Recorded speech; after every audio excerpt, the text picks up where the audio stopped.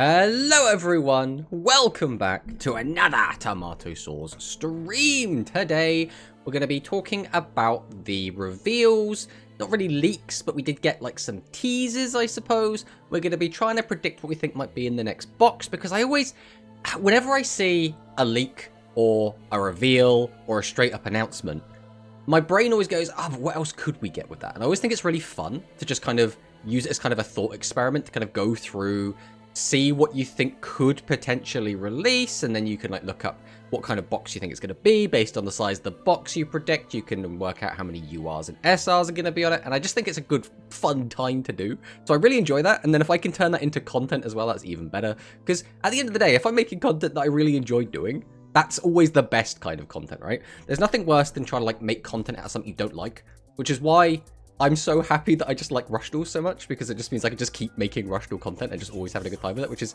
always completely fantastic. But beyond that, we will probably be playing some speed at some point. It depends how long we yap for. We can yap for a long time. We are known for being a big yapper, so we might be just yapping today. We'll have to wait and see. But let's see what we got in the chat. We got to scroll up. God, everyone's been very talkative today.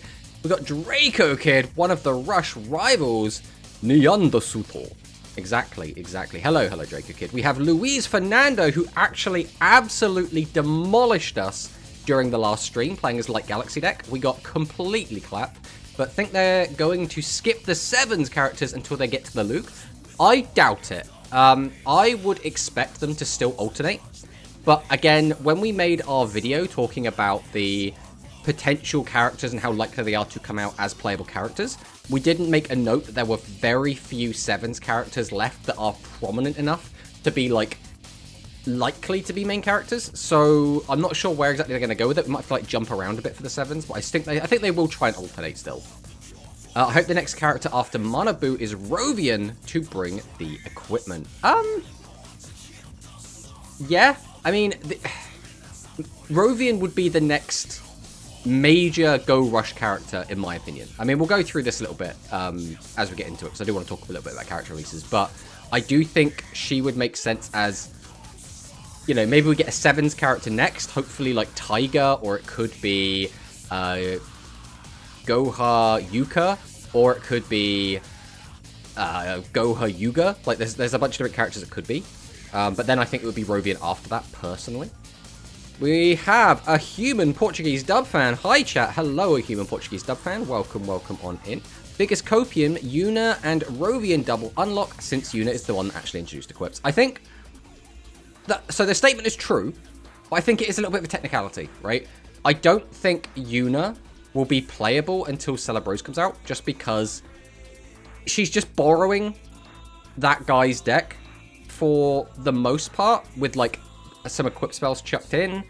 Although, again, technically, she is the first equip spell user. Rovian is like the equip spell boss, I guess, of the arc. So I think it would make more sense just to give it to her and then release Yuna a bit later, personally. But we'll see what happens. We have Alex with the 100 watch streak. This man is insane. We only stream like usually about twice a week. So that means Alex has been watching for like basically a year. I don't think Yuna is coming now. Her deck only appears much later. I mean, yeah, that's basically what I think as well. Yuna will be when we reach the Go Rush maximum mark. Hello, Corey, by the way. Welcome. With her celebrates. Yeah, basically echoing my sentiments. Yeah, wouldn't be surprised if she appears as an NPC during the Rovian event using the Sevens deck. I mean, yeah, that would make sense. I think that kind of ticks all the boxes, as like we get the fan service of she's in the game. We get to see her using that Sevens deck, but it's not going to be a primary deck. Phaser, Yuna, Providence. Yeah, Zion is a weird one as well. I think Zion could be playable, but like he's not a major character, right? Yeah, she appeared earlier, but only with the Sevens road cards. Wouldn't make sense for her now as Playboy. We got Hikari in the chat. Hello, Hikari. Another one of the rivals. Playable. Phaser playable because it's cute and no other reasons. Well, I would be shocked if Phaser wasn't a playable character. I just don't think he's going to come up for a while. Because realistically, we would have Rovian, then the Lug, then Phaser, if we were going through like the major Go Rush characters. So like, let's say we get a Go Rush character every 4 months. That's like a year away, right? So like, it's gonna be a long ways away. Draco Kid with the stream is starting, folks. It definitely is. I actually don't expect us to get playable Providence. Yeah, I don't know if we will. I could see him being like a later character. Like we've already done all the other important Go Rush characters and we still want to bring out more, so we'll just bring them out now. That sort of character. Things you can hear. For real, for real.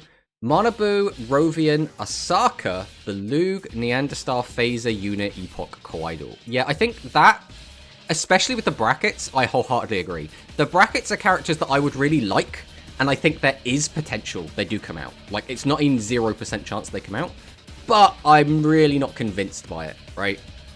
Is my take. Images can be heard. I think coming is playable. Mr. Bad Time in the chat. Hello, hello, my friend. I don't think we will get any 7s cards because recently the box has Go Rush and the deck build box has the 7 stuff. Well, speaking about that, we had the Requiem box, right? And in the Requiem box, which was a Go Rush box effectively, we had Dark Galaxy, we had Psychic Fusion, so that's what, 1 Go Rush, 1 7s. We had Worm Fusion, that's 2 7s. We had Galactica Amnesia, so that's 2 Go Rush, so it's now an even split. Then we had Jointech Rex as kind of the other one.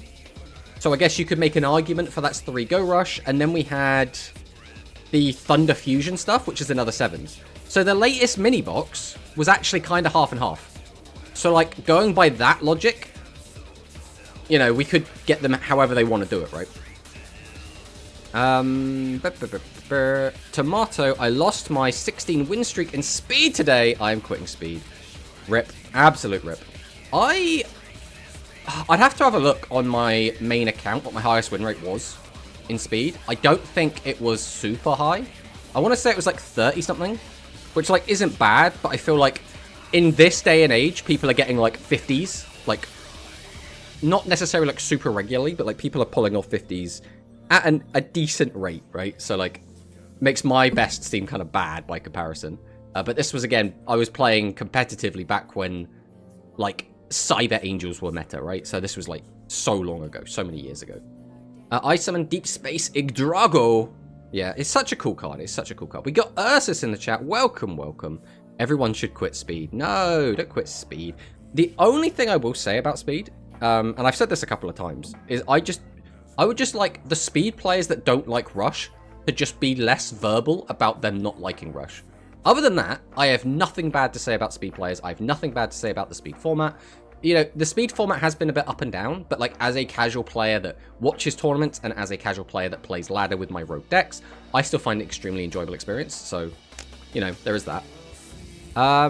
Speed is a bad format. I want that guy back. One of these days. Is Kim Friend in the chat? I think Rush Duel players are delusional at the moment. Speed will come back after the KC. Has Speed gone anywhere? Speed will come back after the KC. What is that? What does that mean? Has anyone said that Speed's going anywhere? Have any Rush players specifically said that Speed's going anywhere? I don't know. I don't like the whole like Speed Rush like yapping, like nipping at each other's legs. It just seems so strange to me. Like just like both games. It's completely fine. I honestly only installed Duel Links to play Rush because I was really liking to watch Seven's Portuguese TV. Yeah, I mean, I would not be playing Speed if Rush hadn't come out in Duel Links. But after coming back and playing Speed, Speed's really fun.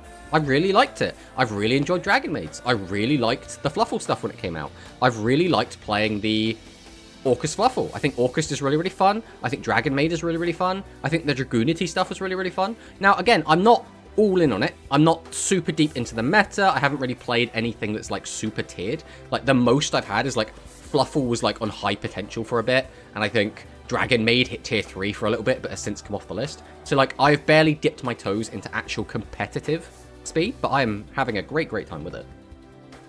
Now, I want Kawaii, my bros the GOAT. I mean, Kawaii will come out, right? Just so long away. Let's forget about Asaka. No, we don't want to forget about it. It's Quantum Cubes in the chat. Hello, hello, my friend. It's always good to see the Rush World Champion stop by, right? It's always good to see that. XQT Waiting Room. XQT, I will still always have a negative opinion of XQT, and that is just because by the time... So I started playing, like, actually competitively, like, actually trying in tournaments, when me and Alex caught up in Rush Duel Character Draft. And when we caught up, it was basically right at the start. I think it was just before Go Rush dropped. So XQE was in full swing. It was a tier 0 deck. Every topping, like, tournament was, like, 80% XQT. It was just kind of this, like, if you're, you know, if you want to realistically stand a chance, you've got to play XQE. And I think that was a really weird time to start playing competitive. But because of that, and because that negative impact XQE had on me at that time, I think I will just forever have a XQE kind of in the back of my mind. I remember when XQE were some of the first cards to ever get limited. And it was like, yeah, this needed it. Like, this tier 0 deck needed to be hit. And it was actually insane. But it's a cool deck, right? But it's just, I always have this, like, negative connotation kind of associated with it. Every time Kawaii is on screen, it just gets better. That dude is amazing. The talking, the twisted, is he even a bad guy or actually not too bad? Yeah, he kind of darts back and forth. Makes him a very interesting character. I forgot about the last box, not gonna lie. I mean, absolutely fair enough. I don't remember all the boxes myself a lot of the time. Just give me the Dark Galaxy Fusions. I'm winning Rush today. Dark Galaxy Fusions will be really cool. But again, there is the elephant in the room, and that is Dark Hole. Because one of the Dark Galaxy Fusions, one of their better ones, specifically lists Dark Hole in its card name. So, do we open that can of worms? Now, we could, for example, give Dark Galaxy a skill that gives them Dark Hole, or adds it to the graveyard. So the only way to use it is to use the Fusion Monsters effect to get it back out of the graveyard, and then you can play it. But even that might be too strong. It's a weird one. Once you've opened that can of worms, you can't close it again, right? It's the same issue we had in the physical game when we got Mirror Force. So Mirror Force, anyone that didn't know, was a legend trap that came with the Yu-Gi-Oh! 7's dual disc. So if you bought the dual disc, it would just come with a copy of Mirror Force. So as soon as that entered the game, all of a sudden, games were just won and lost entirely off of, like, did you find Mirror Force? Did you resolve Mirror Force? Which we sort of have now, right? A lot of the time, games can be decided right now. Did you resolve Widespread? Did you resolve Negate Attack, right? But Mirror Force is so, like, it's basically them combined, right? It's literally almost exactly Negate Attack plus Widespread in one card. And it can get a little bit nutty, right? Let's try and catch up with chat a little bit. I am ranting quite a lot.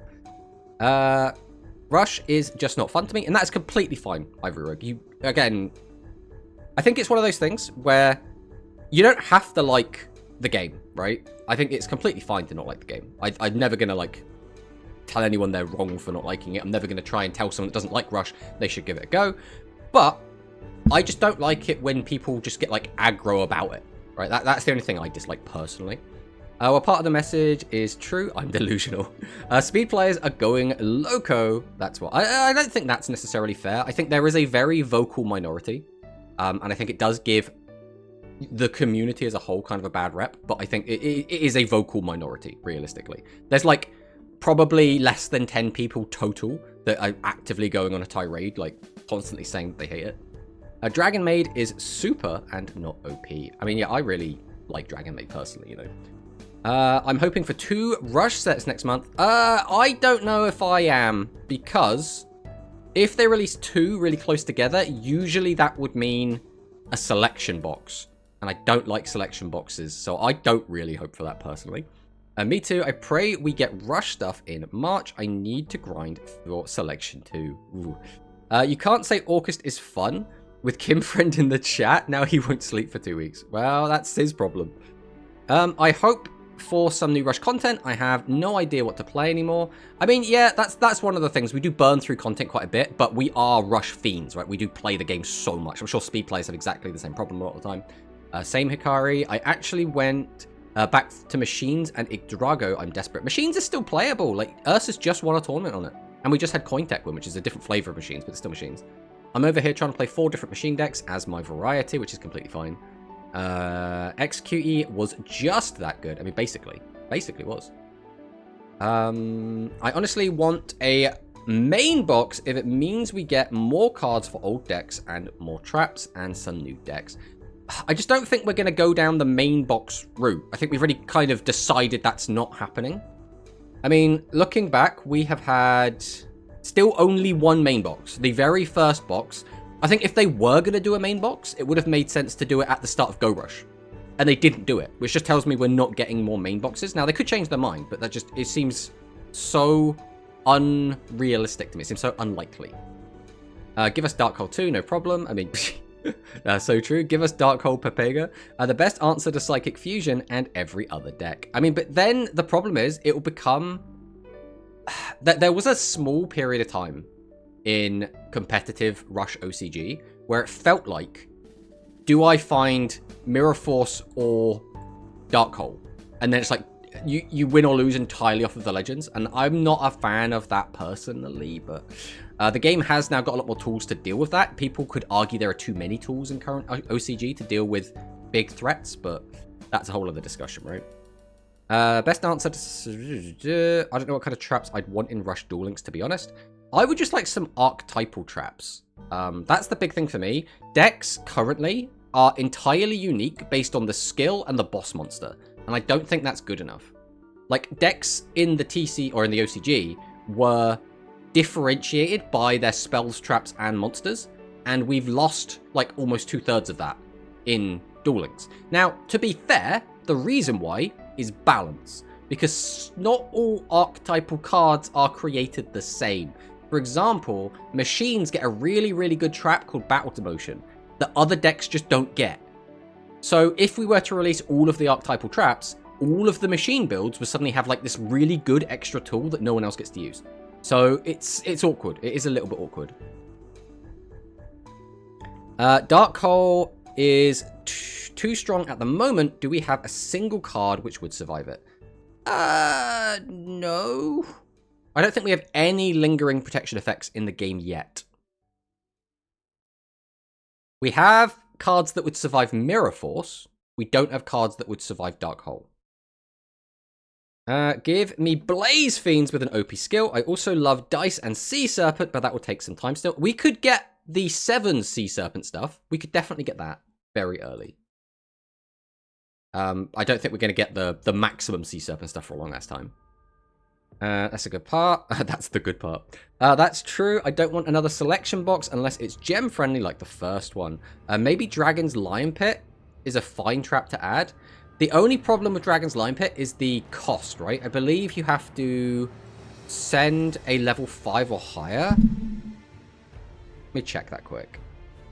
Yeah, you have to send a face-up level 5 or higher monster from your field to the graveyard. I remember playing this in Cyber Dragons, because you could just, like, leave a Cyber Dragon on the field and then just send it to the graveyard. And then it was, like, absolutely fantastic. It's a good trap, but I don't know if it's generic enough, because most people aren't going to want to send a boss monster they've invested heavily into to get rid of it. But, like, some decks can just get level 5s on the field quite easily, so it'd be quite tailored towards them. Tomato didn't explain there was a time where you could only run 1 legend trap in your deck. We didn't have the monster spell trap legend. Oh, yeah, that was so long ago, bro. Not 1 legend trap, 1 legend card in your deck. I think it's funny that the Duel Links website still says Seven's New Road is a new box because it's the only main box. Yes, it's very funny.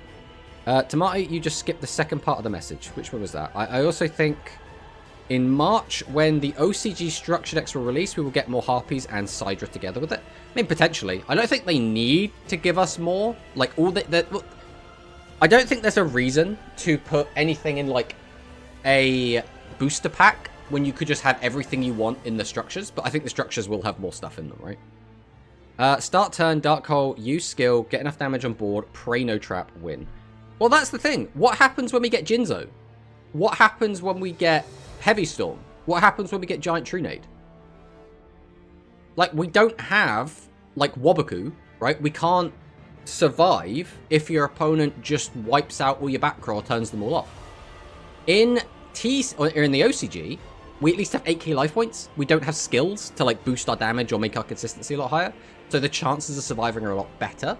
But, like, so for example, in Mono's tournament on last Friday, I got beat by Milanesso because I had 3 really good trap cards face down. He just flipped over Heavy Storm, and then OTK'd me. And I was just sort of like, well, I had ways to stop this, but I had no way to deal with Heavy Storm. There isn't a way to deal with Heavy Storm. If someone activates Heavy Storm on you, you're just screwed, right? The way to beat Heavy Storm is to preemptively know it's coming and preemptively have a card to stop it. So, for example, Ryozai, face-up defense, that would stop it.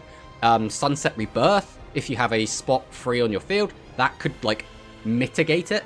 But, like, you have to predict it's coming, and you have to have specific outs already ahead of time. So, like, it's difficult. And then, even if you do that, if your opponent just used Giant Trunade instead of Heavy Storm, there's even less cards that stop Giant Trunade. Like, Giant Trunade is next to impossible to stop. It's crazy. Structure deck plus mini box in February. I think we got more Harpies and Sidra on Duel Links when the physical rush structure released, like we did with Ancient Gear Matarian. I mean, kind of. But Ancient Gear, we got one card. Realistically, I think we could have got more than that. I don't think we could have had, like, all of the Ancient Gear cards. Let's not get crazy.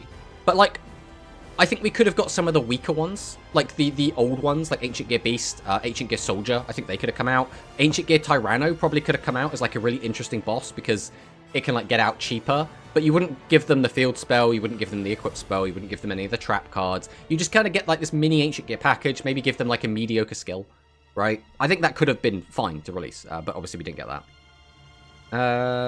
I mean, we get more Harpies and yes, we can't wait for Hurricane Trunade. Trunade is stronger than Heavy Storm. Basically, I don't like it, to be honest. I like interaction, and I feel like cards like Jinzo, Giant Trunade especially, and a little bit Heavy Storm, are anti-interaction. Because, again, you had to have the foresight to know that the destruction effects are coming down. You can't do anything against Jinzo. Like, he just turns it off. You can't respond to the summon. You can't chain traps in response to people activating spell cards, so you can't do anything about that either. So I think as long as we have the power to just OTK people out of the game, we should take away the ways that make it so we can't interact with that OTK. And I think that also translates to Duel Links as well. But, you know, that's just my opinion. There's another Delirium monster revealed from the new set. Yes, we're going to look at that in a minute, actually. And now we can take our opponent's levels 9/10 monsters. Yes, but I believe we still can't take maximums because they wouldn't go on our field properly. So I'm pretty sure all the cards say, but not a maximum monster in maximum mode. I'm pretty sure that's still a line that they have on them. That monster looks kind of crazy. What does that deck not have at the moment? All right, let's go and take a look, right? Because we've been yapping. Let's take a look at the actual new stuff. So, first thing first, we have the new legend monster, Insect Knight. Wow, guys. Oh, man, he's going to do so much. He's, yeah. Insect Knight's coming out. Neat. What can you even say about this? We're kind of not even in Legend Strike meta anymore. So I don't even think this card would really see play in as a target for that. It's kind of just whatever. Yeah. We can fusion summon maximum monsters though. I mean, true. Do you not know the Insect Knight FTK? Not in Rush, I don't. Strongest insect legend for real, for real. I mean, actually kind of true. It's very helpful for that, yeah. It's so not cute. What do you mean? Look at his little face. Look at his little face. He's a little cute boy. It can no longer ignore the battle prowess. It's not even light yet. It's so whatever. But then we have the actual good card. Dream a Little Dream with Delirium Pollinia. So Pollinia, actually a good card. Level 2 insect effect. Decent defense value as well. Shouldn't be underestimated. 12 is not like crazy, but it's good against like piercing decks, right? If you control another face-up light insect monster, you can change its attack position card to face-up defense position. Choose a level 3 or higher face-up monster on the opponent's field. Decrease its level by 2 until the end of this turn. Then you can choose one face-up monster on your opponent's field and change its type to insect until the end of your opponent's next turn. I don't know if I guess lingering does matter for like the trap card to super poly it, but that's kind of it. I can't think of any other reason it would matter that it stays an insect during your opponent's turn. But importantly, change it to an insect, lower its level. That means cards that can't be affected by certain cards, because of their level, can now affect them, right? So level 10 becomes level 8. Now cards that say 8 or lower will affect it, which is very, very powerful. Can be pretty good. Ooh. Don't ooh Insect Knight, you big meanie. I'd kiss him. Yeah, I mean, Insect Knight, he's trying his best. He's trying his best. Step 1, normal summon Insect Knight. Step 2, opponent scoop. Step 3, throw opponent's deck into the sea. You might get a DQ if you do that. I'm just warning you. Really good effect. Don't have to use the Pinch Hopper anymore. I mean, Pinch Hopper is... I was never a huge fan of Pinch Hopper, personally. I kind of wish it could increase levels too. That would just be a different card, right? We don't need a card that decreases and increases. That would be absolutely nuts.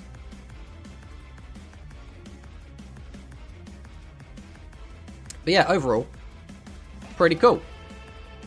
Now, we have the February upcoming updates. And this is where we're going to start getting into the meat and potatoes. First off, Hero of the Kin, why are you back? I have a playset of this, and I have plenty of, what are they called, tickets? I forget what they're called. I have plenty of ways to get more of this. I don't know why we need an extra one. I guess it's for people that haven't been playing and therefore don't have the ability to get more. I mean, I like Hero of the Kin, but I don't need it. It just seems weird to, like, focus on him. Idea for a video, insect monsters smash or squish. Potentially. But yeah, I don't know. It's whatever. Moon Mirror Shield. This is a very funny card. I don't...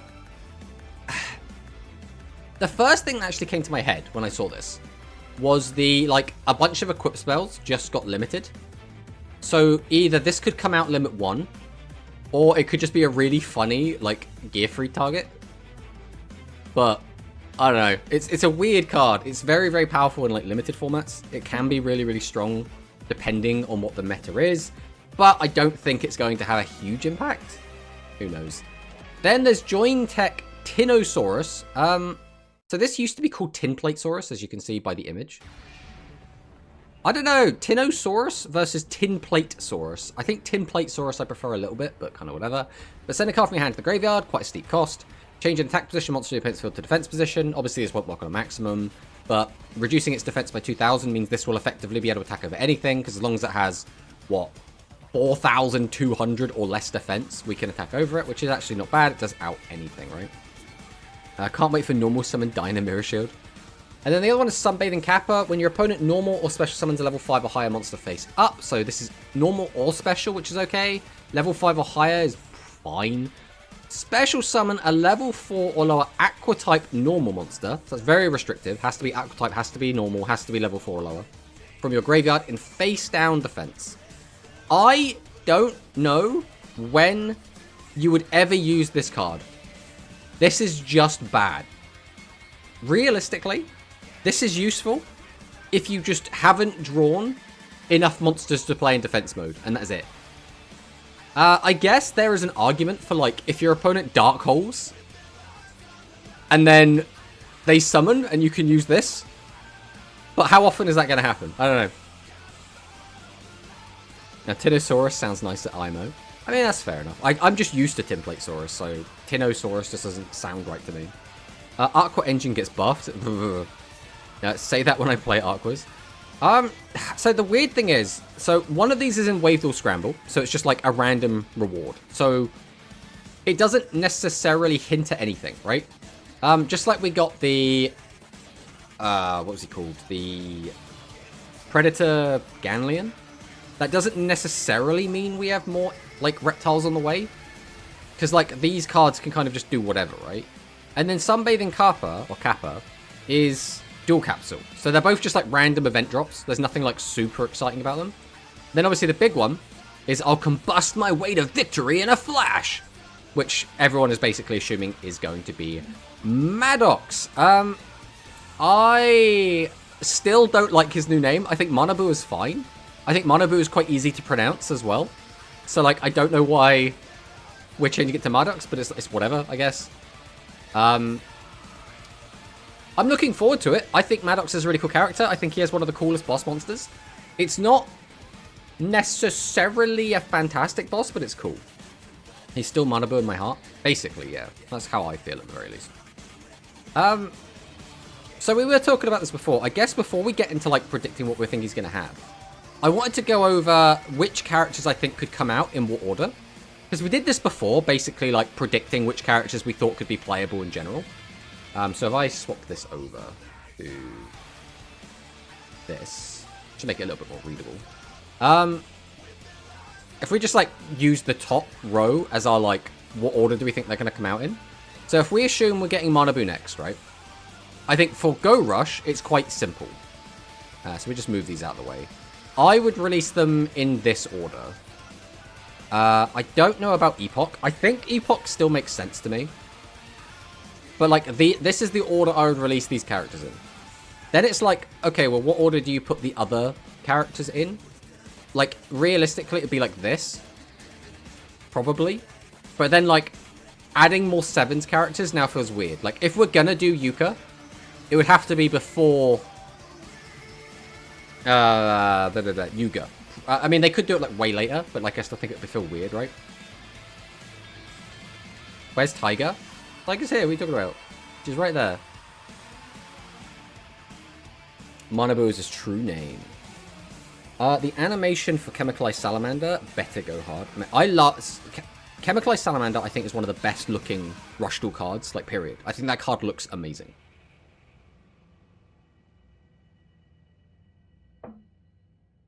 So, if I was going to, like, start randomly putting other characters in... we are apparently in an ad break.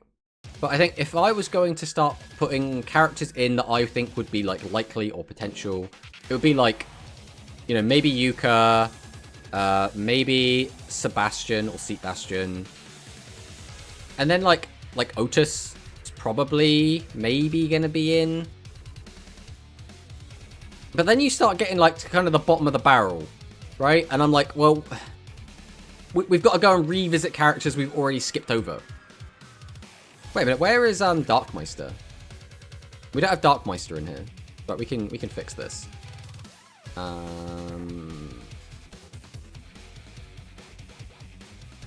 Because Darkmeister should definitely be on here. Nope, that's not it. Where have I put you? You'll be over here somewhere.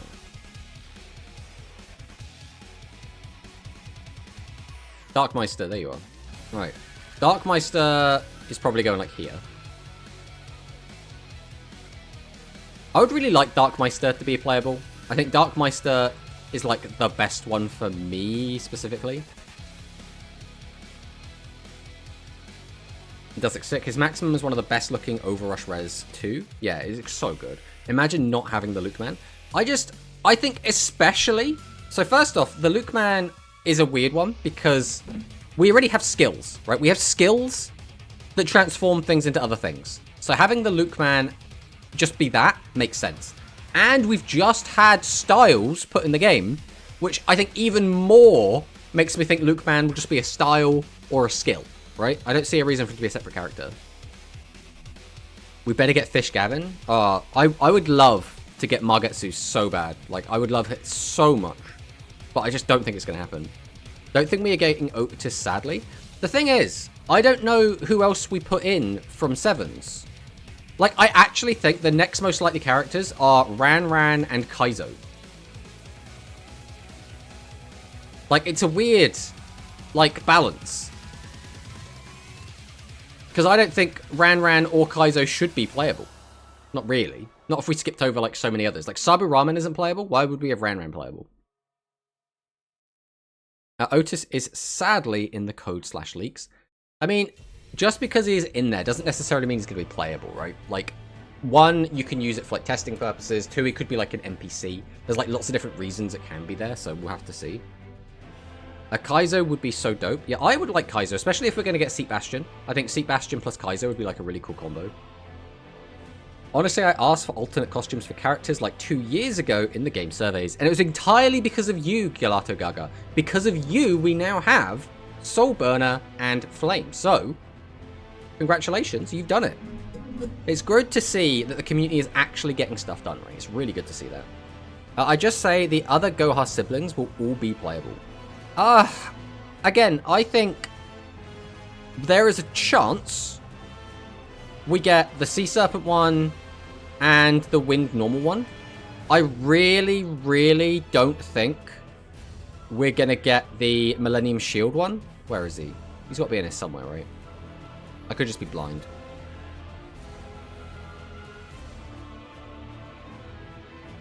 Maybe he's just not in it.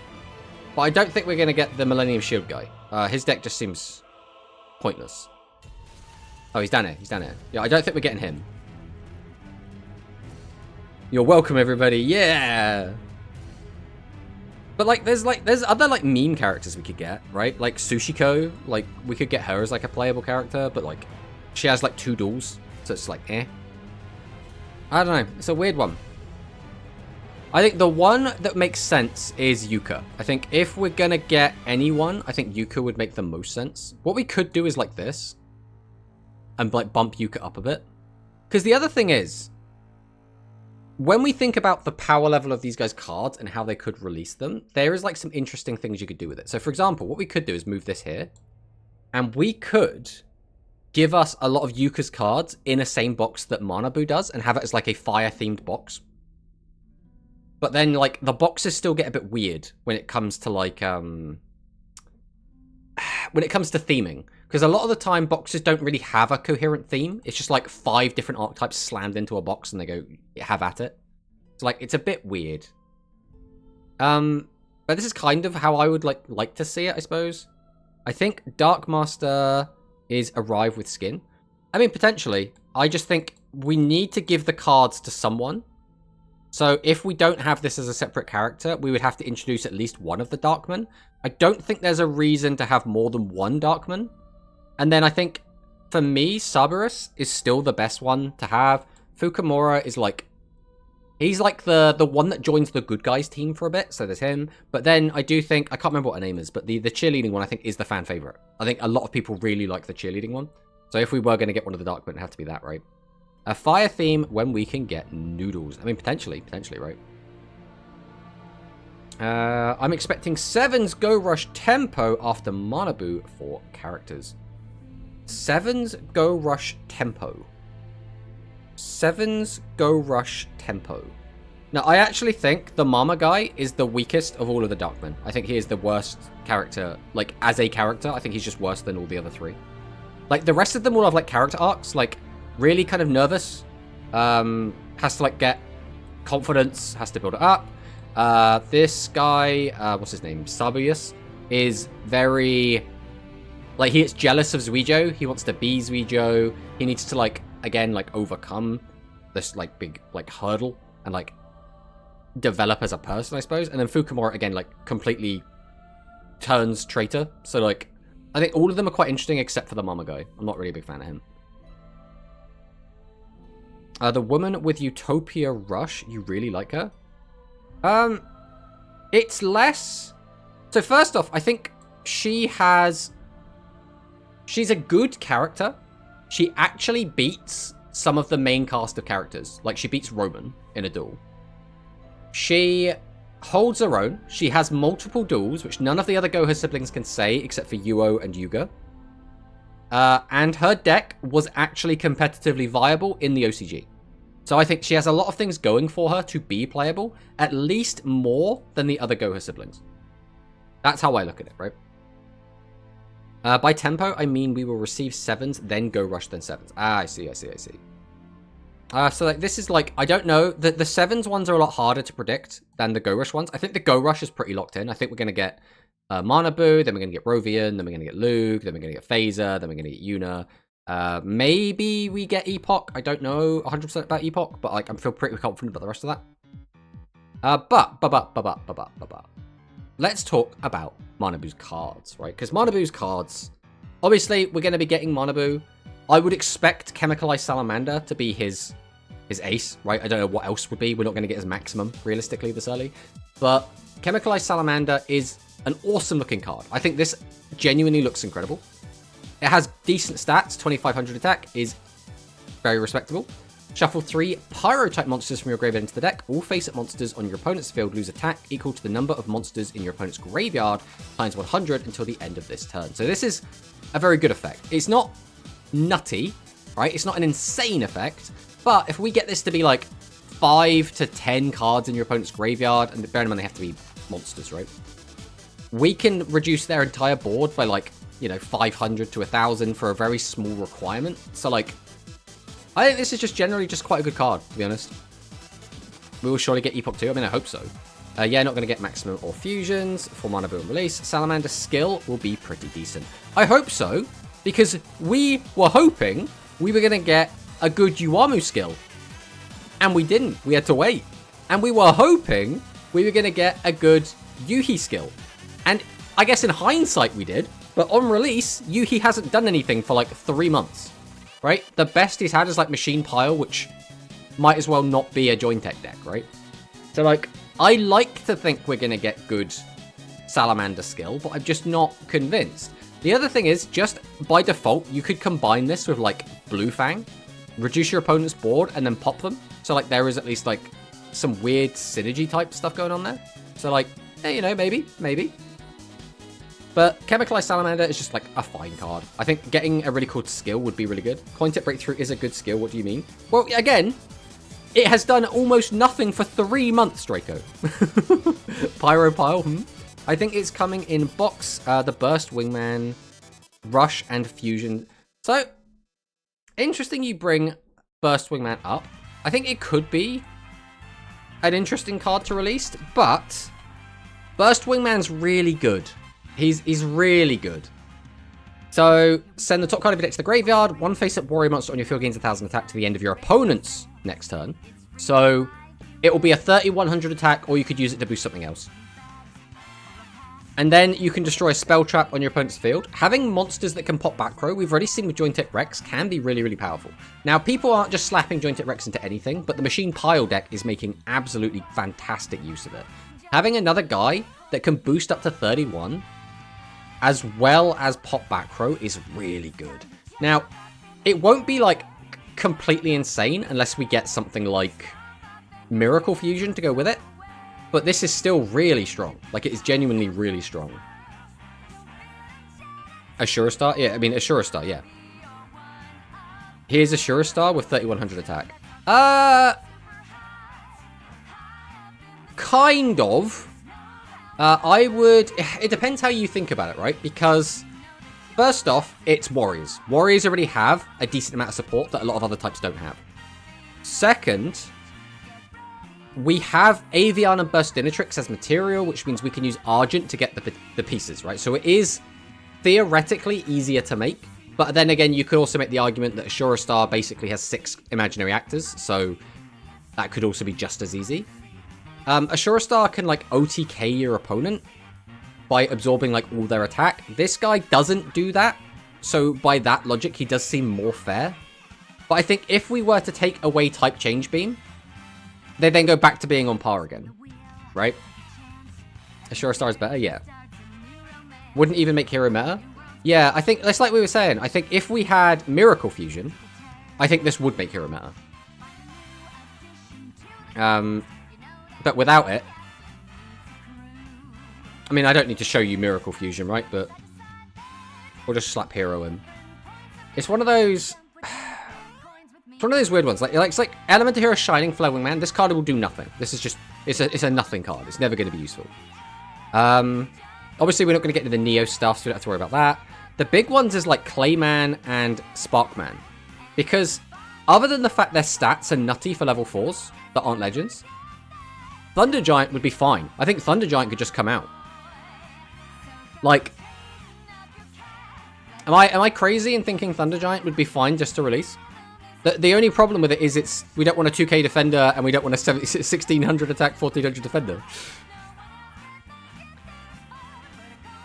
Yeah, but like still, Burst Wingman, boosting Flame Wingman.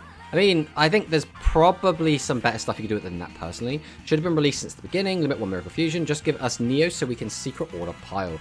Correction, is it Assura Star with 3,100 without the OTK? Yeah. So the main reason this card was so good in the TCG was because, again, you could combine it with Skyscraper. You had Miracle Fusion. You had so many ways to get this out, destroy all your opponent's back row, and then just slam into them and completely wipe them out. It has since fallen off at OCG, to be fair. And we've started seeing, like, the Neo stuff kind of be the new good way to play heroes, primarily. Ashura can pop monsters? Yeah. I mean, Ashura is just insane, right?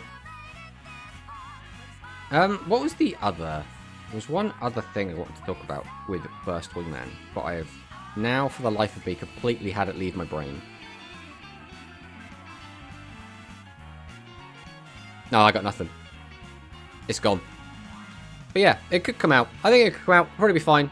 Miracle Fusion is the scary card, but any card that fuses from the grave is always going to be a really strong card. That's just how Yu-Gi-Oh works, right? I mean, we're never going to fuse from deck, so we're never going to get, like, those type of cards. Rotwyvern could be neat too. I mean, it would definitely... Rotwyvern's a weird card, because it's never really done anything in OCG, but, like all of those cards have never done anything in OCG, you slap a skill on it, and it could be really, really strong. Hello, Mr. Tomato. Hello, chat. Hope you're having a good day. Hello, Sakadetsu. Miracle Fusion is not coming this moment too strong. Yeah, I mean, the original, the OG Miracle Fusion that we had was the Seven's Wonder Fusion. So, like, this card was horrifying. This card warped the meta around itself when it came out. And this is basically a heavily restricted Miracle Fusion, right? We can only make Seven's Road Magician Fusion monsters with it. But it is so good just to go, oh, my boss monster's on the field for free. It is actually insane. Especially in Rush, right? But I think, you know, it goes without saying we're going to get Chemicalized Salamander. This is going to be a box UR. I don't think anyone's really going to contest that. We're getting this card, right? So next up, Analyze Phlogiston. I personally think we will get 2 boss monsters, right? So I think we're definitely getting Chemicalized Salamander. I could see this being a MADDOX, like, gate drop, or, like, you know, the event drop. That's how I kind of see this card. Seven's Road could get this. The fusion isn't that crazy. The problem isn't the current fusion quantum. It's the other fusions they get in the future. That is the problem. So we go back here for a sec. So this card just lets you make any monster that uses Seven's Road Magician, right? So if we go Seven's Road Magician, and then we type fusion. So we can make, you know, Seven's Paladin is a fine card. It's not anything insane, right? But if you're able to make this basically for free, right? If you invest 1 card into this and get it out, it's still a lot better than it was. This guy, Seven's Geas, the Magical Dragon Knight, basically was a tier 0 deck for a long time in the OCG. This is basically just an OTK on legs. If your opponent has a face at level 7 or higher monster on the field, send it to the graveyard. This turn, this card gains attack equal to the number of different types in the graveyard times 700 and can make up to 2 attacks on monsters. So this thing will, again, when you build this deck, you would typically just slap a bunch of different types in your deck, put this up to like 6,000, 7,000 attack that can attack twice. And then there was also an equipped spell that we get, which does give it piercing, but you don't even need the equipped spell, right? This is enough to OTK a lot of the time on its own. Then we've got stuff like Magician of Dark Sevens, another really good card. Continuous Effect. This card gains... I mean, you can't really see it very well. I guess I'll do this to make it a little bit more readable. I guess while we're doing this, we'll bump these out as well. I don't think we need to worry about those ones. These are the big ones. Magician of Dark Sevens. This card gains attack equal to the number of Dark Attribute spellcaster type monsters in your graveyard times 300. You take no battle damage from attacks involving your other monsters. So you can leave whatever you want face up, because even if they get attacked over, it doesn't matter. You're not going to lose any life points. And this guy just permanently has a shit ton of attack. So he can just sit there with like 4,000, 5,000 attack, and your opponent, you're just like, yeah, just out it. You just got to find a way. Which can be really, really strong. And then there's Master of Seven's Road as well, which is Seven's Road Magician plus Seven's Road Witch. This card gains attack equal to the number of Dark Attribute spellcaster monsters with different names. So the last one was just any. This one they have to have different names. Times 300. So once again, you can just sit there on like 4,000, 5,000 attack. And if we have 7 or more Dark Attribute spellcaster type monsters in your graveyard, not with different names, this card inflicts piercing damage. Which again, is the big weakness we're having currently with the Spellcaster Fusion deck, is we can make a decent body. The guy's effects are actually kind of good, but we don't beat set 3 pass very well. That's the big issue. If our opponent is just stalling out, so the Dragon Fusion deck does this quite a lot, Matarian does this quite a lot, sometimes the Psychic list has to stall out quite a lot, we don't have any way to really apply pressure over them. But Master of Seven's Road does. So I think being able to 7's Wonder Fusion into this is actually kind of nutty. Not the fusion, the magic card. Play Pyro Noodle support. I mean, we could get this a Noodle support. We'll talk about that in a little bit. One card. Play a monster with 2900 attack. Dragius plus SRM. 7's Gear. Secret Order is in the game. Secret Order is also, like, kind of crazy. It hasn't... Like, it's basically only really popped off in 2 decks and a little bit in a third. But those 2 decks were very, very powerful. Don't forget how powerful Light Machine was when it was at its height of power. It was actually a little bit insane. 7's Gears is the strongest fusion in the game. The new 7's Red Fusion spell card is also crazy. Yeah, we haven't really looked too much at, like, the brand new one. But the monsters with Secret Order... Secret Orders have effects. The Spear also gives it 2k attack among the piercing. Yeah, I mean, the Spear makes it... like almost unstoppable because you could just play Heavy Storm with it as well. Once again, your opponent just can't interact with it. But yeah, these are the cards that I'm like worried about. I guess 7's Chariot as well. This is like one of the more tamer ones personally. Made using Magiarm's Beast Gear Pod, but we're not going to get into that at the moment. Send the top card of your deck to the graveyard. Gain attack equal to the number of cards in both players' spell and trap zones times 500 to the end of this turn, so it just gets a bit of an attack boost. It's not an insane boost like the others, but it's still good. And this turn, this turn, this card cannot be destroyed by your opponent's card effects. Then you could destroy face-up cards of your opponent's field up to the number of cards in your spell trap zone. So you could basically just wipe your opponent's board out and then get yourself protection from their traps, which is really strong. Again, not as crazy as the other ones, but still pretty good, right? But yeah, those are the reasons why 7's Wonder Fusion is problematic. It's not necessarily the Paladin itself, it's everything else that will be coming in the future, because they are main character cards, right? They will come out. It's just when, right? In my opinion, we should get Master of 7's Road before 7's Road Fusion. If we get both at the same time, Fusion should be skill locked. With some, I mean, potentially, yeah. I think it does make sense just to release Master of 7's Road without 7's Wonder Fusion, in my opinion. 7's Wonder Fusion is really strong in this moment, yeah. But yeah, I think we're going to get 2 MANABU bosses. So I think this makes sense as the UR from the box. I think this makes sense to be... the problem is, MANABU's other bosses are kind of shit. So this one's kind of shit, and his other one is Finalized Phoenix, which is also kind of shit. And my issue is, I don't know if either of the other 2 bosses deserve to be UR. So we'll go over what they are. So there's Analyze Phlogiston. So attack stat very bad, defense stat actually not bad. 23 is not insane, but like it's better than like 15, right? Send 1 spell trap from your hand to the graveyard. So already we're sending a card from hand. We don't really want to be doing that. It has to be a spell trap. We don't want to really be doing that. So already it's a kind of a big no-no. Then we shuffle 3 Pyro type monsters from your graveyard into the deck, whose total levels equal the total levels of the attack position level 8 or lower monsters on the opponent's field. So this is so bad. So first off, it has to be exact. It's not like equal to or more. No, they have to be exact. So you have to have the correct levels in your graveyard to match the levels of attack position level 8 or lower monsters on the opponent's field. Now, the other thing is only level 8 or lower. So if your opponent's got a bunch of fusion monsters on the field, sorry, Analyze Phlogiston doesn't do shit. So then, destroy all attack position level 8 or lower monsters on the opponent's field. Okay, actually a good effect, but the requirement is so difficult and annoying, it's kind of not really worth it. And then on top, we can only attack with 1 monster this turn. It's so heavily limited in its application. Like, if we didn't have to match the levels, right? If we just literally said, shuffle 3 Pyro monsters from your graveyard into the deck, we got rid of all this highlighted stuff, this would actually maybe be playable. But as is, you're going to need a skill to like set up your graveyard so hard to reliably get this off. Like it's actually so kind of nutty, right? Truly a card that needs a skill to make work. I mean, basically, I want the Fire Fusion of which, if her Get Fusion version with Becca a good boss, it becomes a good boss. Potentially. Definitely, potentially. Unless a skill lets you summon this for that tribute, that will never see play. Exactly. That's exactly my point, right? Or maybe a skill that changes opponent's levels.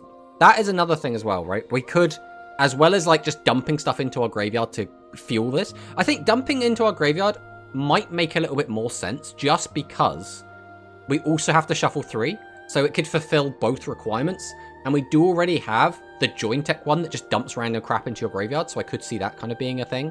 But if we get a skill that changes your opponent's like level 9s to 8s, that could be pretty cool. Because now suddenly it works against fusion monsters. Can you show the Witch Fusion? Let's have a look. So you want to have a look at...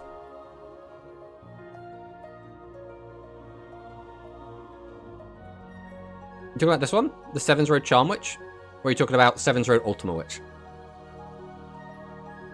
If you work out which one, I'll look at it in a sec. But until then, the level 8. Okay.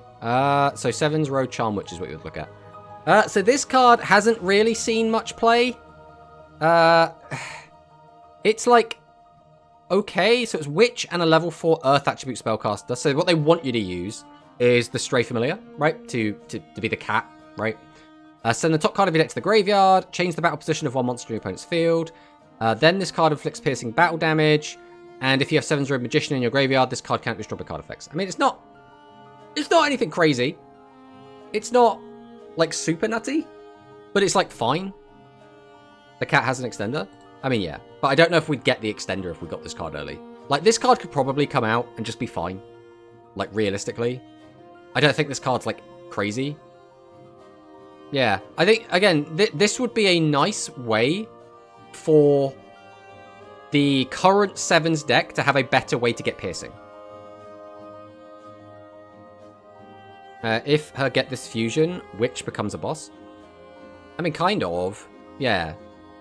Especially because we can use the current skill we have to just get the fusion and then just make this. The only issue then is we still have to summon out the Swordsman of Roadstar to get it all going.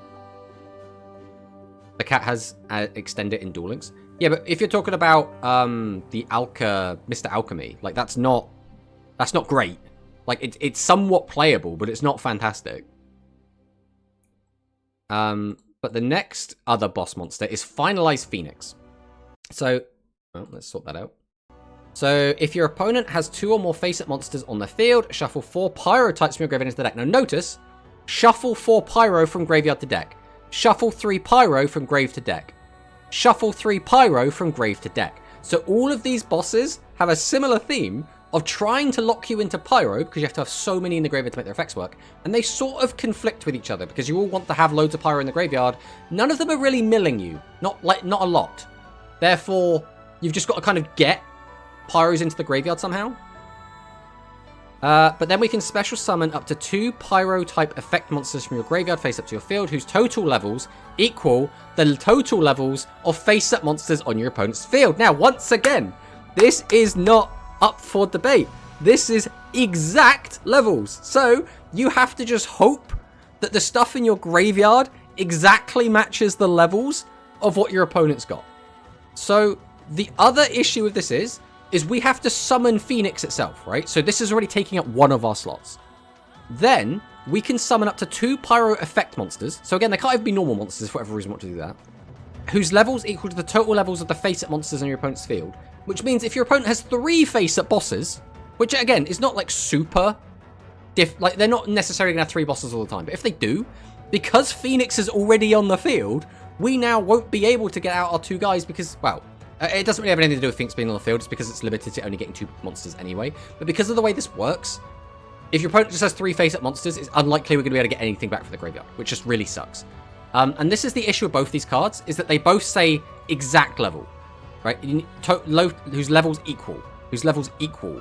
And those lines is just so bad. It makes them so terrible. So I personally don't think either of these cards deserve to be UR. Again, you can make skills. You can give these guys broken skills. You can give them really good skills that just turn them on. But without skills, it's just hope. It's just praying. It's like, oh, we'll just do this. And on top of that, they have crap attack stats. 24 and 23 are really bad stats. Now, the reason they have bad stats is because if their effects work, they're kind of a little bit nutty, right? Wiping your opponent's board is pretty good. Getting back 2 bosses from the graveyard is pretty good. The problem is you're so rarely going to be able to actually do either of those things that it doesn't even seem worth it. So we're probably going to get at least one of these as like a as a MANABU drop, but I don't know which one. Probably Analyze. But again, we're going to need a damn good skill to make this work. It's not even hope, it's cope. I mean, basically, right? So yeah, these are the boss options. I would probably think Salamander in the probably a mini box, right? So Salamander as a UR in the box. Phlogiston probably as a drop. And then, like, we'll just get into, like, some of the vanillas, because, like all good Yu-Gi-Oh! Characters, they have to run a bunch of vanillas. So this is Blast Examiner. There's nothing really to say about it. Its stats are kind of shit. It's a Fire Pyro level 5 monster, it's whatever. Then there's Jamalu. This card is... Because, believe it or not, we still don't have, I believe, at the very least, we don't have a 1500 Pyro in Duel Links at the moment. Which is really weird to say, because we have so many 1500s, right? We have 2 1500 Warriors. We've got 3 1500 Dragons. We've got 6 1500 Spellcasters, right? We have so many 1500s across so many types. Pyro still don't have either of theirs, which is so funny. I think we're going to use Salamander and the boss in the deck build. The burn and get a draw. The burn and get a draw. Boss from the deck build. You talking about the bird from the selection box? I'm trying to like think now. Who is that? Bird and get a draw. Oh wait, are you talking about the Noodle? Are you talking about Noodle? Because like, I mean, potentially he is limit 3 though. Reptile 1500 bros. Nah, reptiles don't exist. Don't worry about it. I forget her name. I assume you're talking about Extra Spice, the Elite Noodle Ninja. Because that is a Pyro Fire that does burn and draw. So I'm going to assume that's the one we're talking about. We are also in another Edge break. So we'll kind of just sit on this for a minute and see what happens.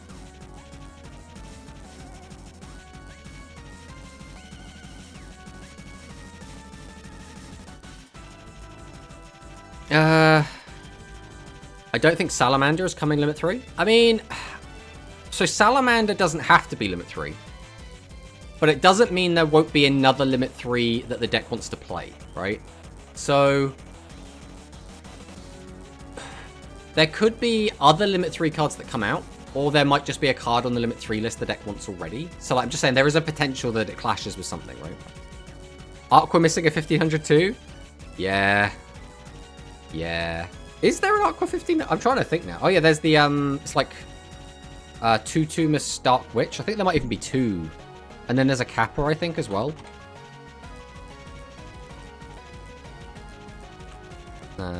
Max attack 1500. And then we'll do min attack 1500. Yeah, we got these 3. We got the Kappa one, the Hayabusa, Tiramisu, and Tatumas. It's a weird one though, because the Aquas are like, obviously we got the water one, which is like fine. We got basically 2 water ones, which means ironically these don't work with the Aqua skill that we have. They don't work with Disco Fever, but Tiramisu Dark Witch would work with it. Remember Noodles and their tier 0 rain? Noodles were never tier 0 though. Like that was the other thing. Noodles, when they were strong, was like a solid top of tier 2 deck. Like they were good, they were powerful, they would win a decent chunk. They were never the best deck in the game. Very sad. But as well as Jamalu, they have another 1500. Dr. Red Robe. Dr. Red Robe is obviously the actual MANABU one. This is the one that he actually has in his deck. So, you know, Dr. Red Robe's probably more likely, but they could just give us both at the same time, because why not? Did you know that he's an expert in combustion research, and the fireballs released by his gloves, which are his pride and joy, reduce everything to charcoal? So, very important lore there behind Dr. Red Robe. Obviously, his defense stat kind of sucks. I mean, Jamalu's isn't much better, but we're probably going to get Dr. Red Robe.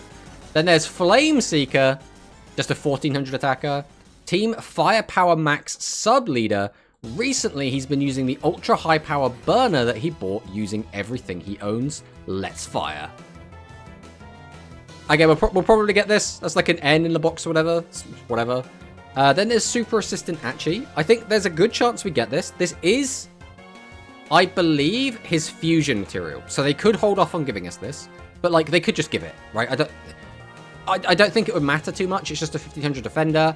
But they could just hold off on giving this to us until they give the fusion. So, like, it would also make sense to hold off.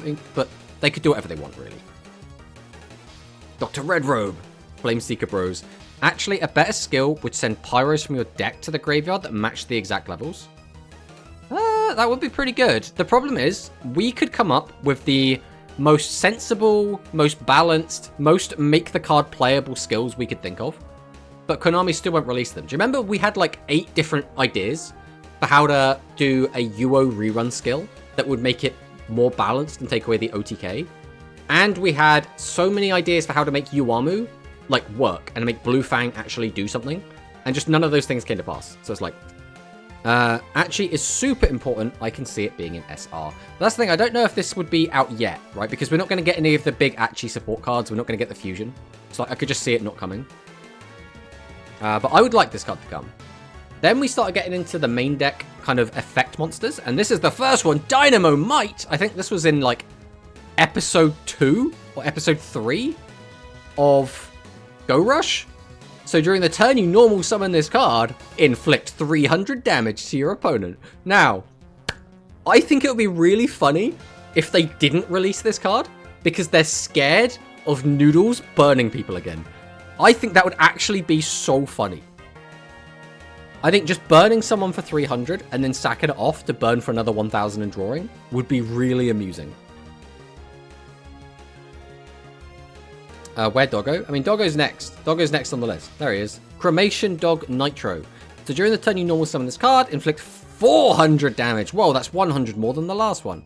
But it does lock you into only attacking with Pyro. So Pyro is trying to be xenophobic. Like, it's like you've got to have a shit ton of Pyros in the deck to shuffle back in. This locks you into only attacking with Fire or with Pyro, but like, it's kind of whatever. It's like a weak attempt at being xenophobic. But, you know, we have them. Then there is Methyl, the Flame Djinn of the Lamp. Now, Methyl is pretty good. And so is his sister Ethel, which we'll get to in a second. But I don't know if we will get Methyl and Ethel. I personally think it will be fine. I think the cards aren't like super insane. You still need like graveyard setup. It's not like a crazy combo, but they are good cards. So during the turn you normal summon this card. Add a level 4 Pyro type normal monster from your graveyard to your hand. This turn you can only attack with Pyros. So once again, it locks us into Pyros. And it has to be exactly level 4 Pyro normal. Which there aren't that many of. So like, it's a little bit restrictive. But this card is good because we have Ethel as well, her sister. Which is if you have no other monsters on your field. So this is the Karibot type effect.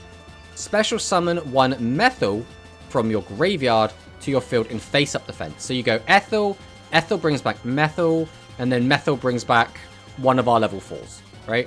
That's kind of the combo. So off of one card, you can basically plus 2, which is pretty good. It is actually kind of good.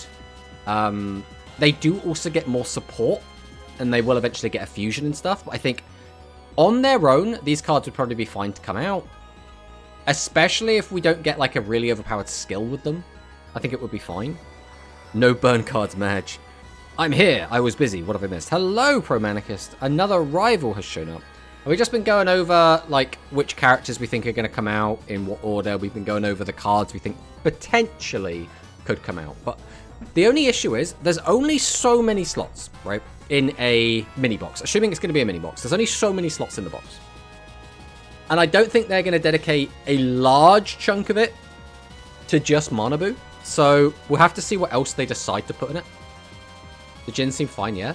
So they do have another card. This is Alco, the Flame Emperor of the Lamp. This card is basically just kind of bad, which is why I think it could come out and it'll probably get like a skill. Like, I could easily see this guy having his own skill, which just like puts Methyl or Ethel into the graveyard or whatever. And it would be a subpar thing. Almost like Galactica Amnesia, right? Like, it would be just kind of an extra thing you can do, which is like neat. Methyl is when normal summon. Oh, is it? Ah, you're right. You are right, so it's not a +2. It's what I get for not playing Pyro, because I don't have them in character draft. Okay, so neither of them plus... So it's not even a +2 then. So it's a +1, which is even more fair. Even more fair. So Alco the Flame Emperor, we can pay 500 life points. First off, it's a level 6. Special summon an Ethel or Methyl from your graveyard face up to your field. So I guess now that we know that we only get Methyl's effect on the normal summon, we would almost always want Ethel, but then we can't use Ethel's effect because we have to have no other monsters. Which means we would never get to use either of their effects, which kind of sucks. But then if we have Ethel and Methyl, again, kind of awkward. Face up on your field, this card gains 1,000 attack into the end of this turn. So it's just kind of bad. It's just kind of bad. But I could see this getting like a bad skill and it just being like a meme deck you can play, right? I think we'll get the normal guy he uses, the big one. Oh, what, you think we're going to get Chromatographicus this early? See, I don't think we're going to get Chromatographicus. And the reason I don't think so is because they will save him until they give us his fusions. That is my logic. Whether or not that's going to prove to be true or not is another question. The fusion is strong, by the way. What, you mean this fusion? Melel, the beautiful flame spirit of the lamp.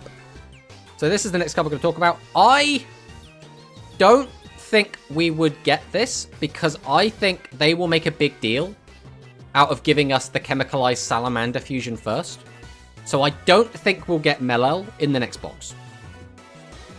If only the 1,000 attack buff it lasted to the next turn too, yeah, then it could actually be pretty good. Lolly's always strong in Rush. I mean, that is generally true in all forms of Yu-Gi-Oh! Like, if you're a dragon or a Lolly, you're generally pretty good. So this card is made using Methyl and Ethel. It's level 9. It's got 2,800 attack, all kind of ticking all the boxes. The effect is draw a card and show it. Then if that card is a Pyro-type monster, you can special summon a level 8 or lower Pyro monster from your graveyard face up to your field. That's just all around a good card. I think we probably wouldn't get this. Because, again, I think they would hold off until we get the Chemicalized Salamander Fusion. What does that say about Dragonmaids? It says that I came top 4, almost made it to finals, in a speed tournament, despite basically not playing speed. That is how powerful the deck is, right? That's all I have to say on the matter. So now, what other stuff could we get? Because, realistically, we're going to get a MANABU chunk of the box. But there's going to be other stuff in the box as well. So, the only weird thing about including, like, the ninja stuff in here would be it kind of works in the MANABU deck, right? So, in a way, it's kind of anti-synergy because boxes tend to have, like we went over the Requiem of... what's it even called? The Requiem of Collapse box. And in that box, there was support for Dark Galaxy, Psychics, Worms, Light Galaxy, Thunder, and Machines, right? So it supported 6 decks in a mini box, right? So if we try and support another 6 decks in this mini box, is Cross Promotion actually a different deck? Or would you just play this with MANABU? Do you know what I mean? It's a weird one. Could put the Cyburst fusions related to Nail in the mini box too. I mean, they could. But by that logic, you could put anything in the mini box, right? Like, why specifically Nail's Cyburst stuff? Why would we specifically want that now? What about MADDOX makes us think that would be, like, a good time to release them? Like, in my mind, I'm like, it kind of makes sense to release this because we're getting other Pyro support. So I'm like, yeah, give us the other Fire Pyro stuff, right? So this is cross promotion. Obviously, he's a secret order target. 2,400 or 2,500 attack, level 7. Is just good, right? And he has a fusion. This is Miso Instant, the Special Noodle Ninja. So obviously we'd get cross promotion, which is the 2,500 we just looked at, and Taste Inspector we already have. 2,900 attack, level 9. Pretty good. Shuffle 3 Pyro-type monsters from your graveyard into the deck. Oh, there's that shuffling 3 Pyro monsters from graveyard into deck again. Gain 600 attack, so immediately up to 35, and Piercing, which is actually really good, right? Just 3,500 attack Piercing. That's a good closer. It's a good finisher. It's not even that bad. Just slap out and leave on the board. Like, I think this card isn't, like, busted, but, like, it's good, right? I think this card wouldn't break the game if it came out now in Duel Links, but would be strong. That's kind of how I look at it. It's time to drop my wacky theory, Pyro Fire, that's the MANABU star. Aqua Water, so that'll be fish. You realize Aqua and fish are 2 different types. Trust me, I'm not saying this just because I want fish. Thunder Light. Do some light decks, defo the Volt Condor stuff. I don't know if I think your theory holds much water, Neo. I don't wanna like...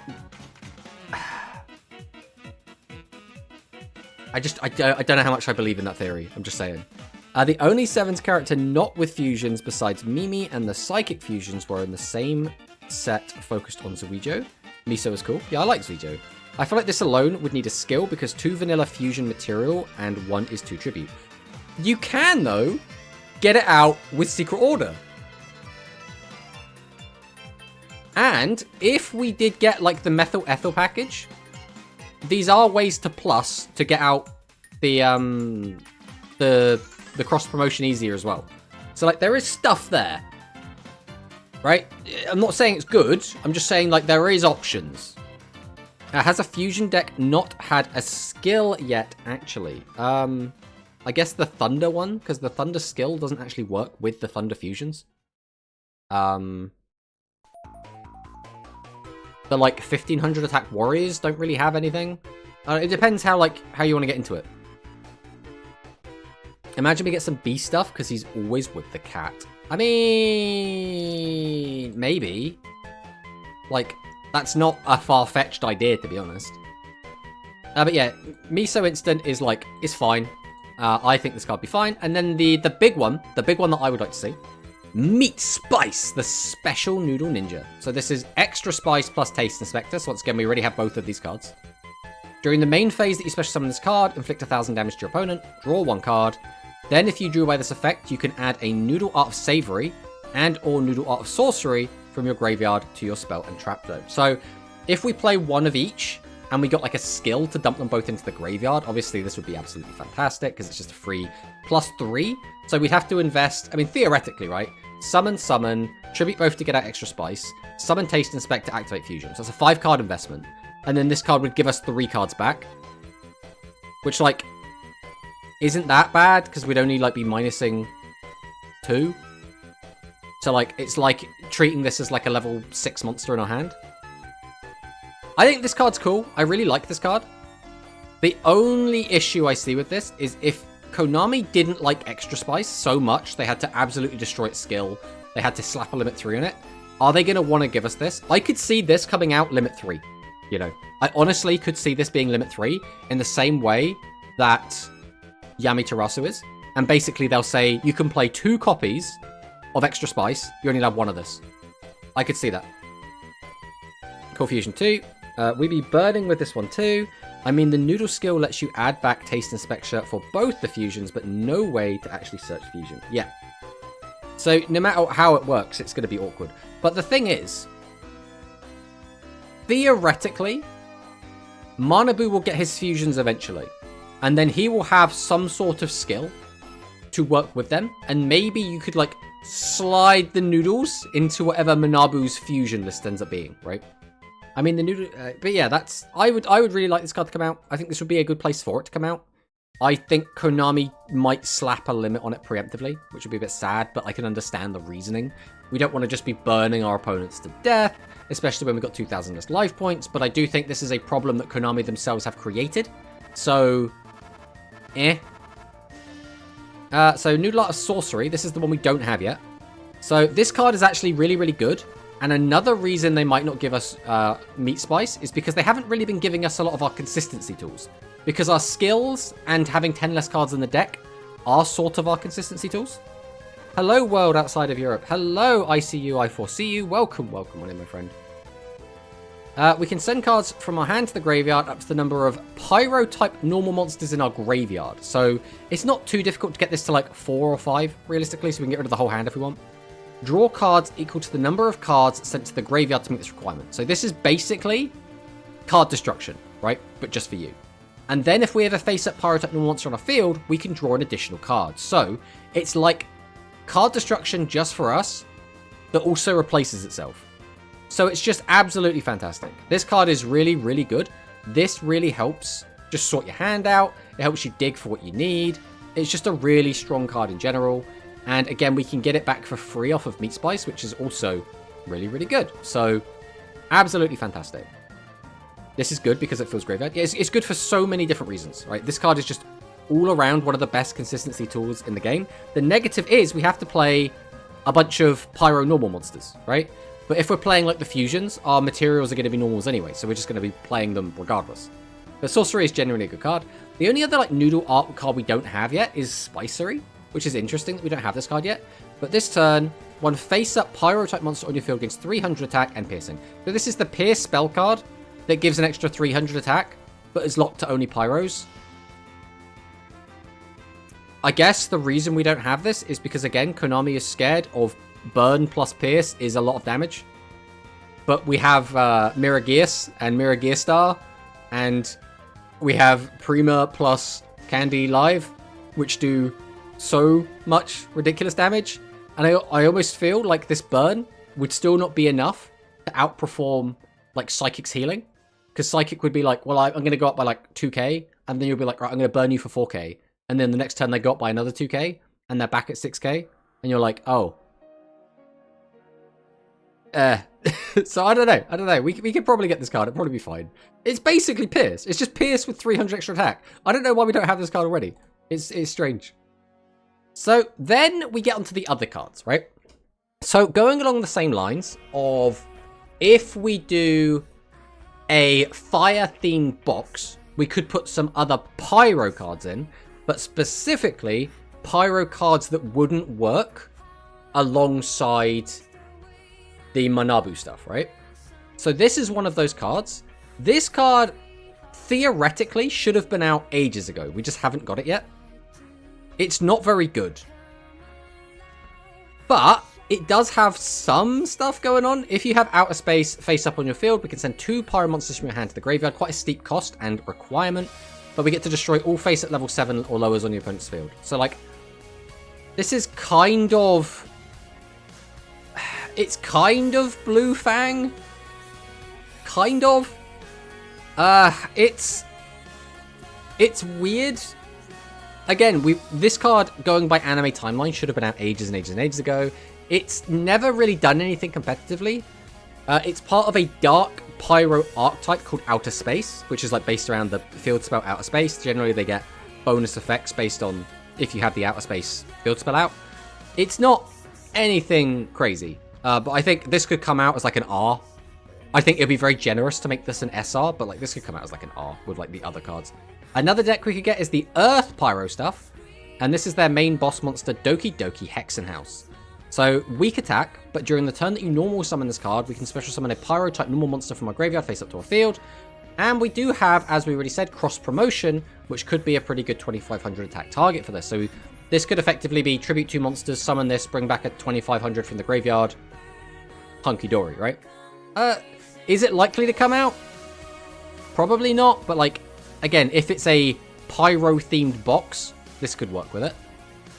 Then there is the other Fire Pyro deck, and this is the Magma deck. This is played by one of the, like, the Alien Sisters. The ones like, there was the Earth Pyro one, the Dark Pyro one, the Fire Pyro one.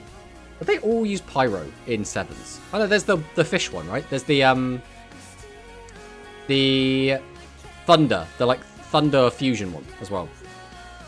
Pyro Toolbox incoming, maybe potentially. But yeah, this is a 2400 attack, a little bit low. Send a Pyro monster from your hand to the graveyard. Again, Pyro has to be monster, has to be from hand. Ugh.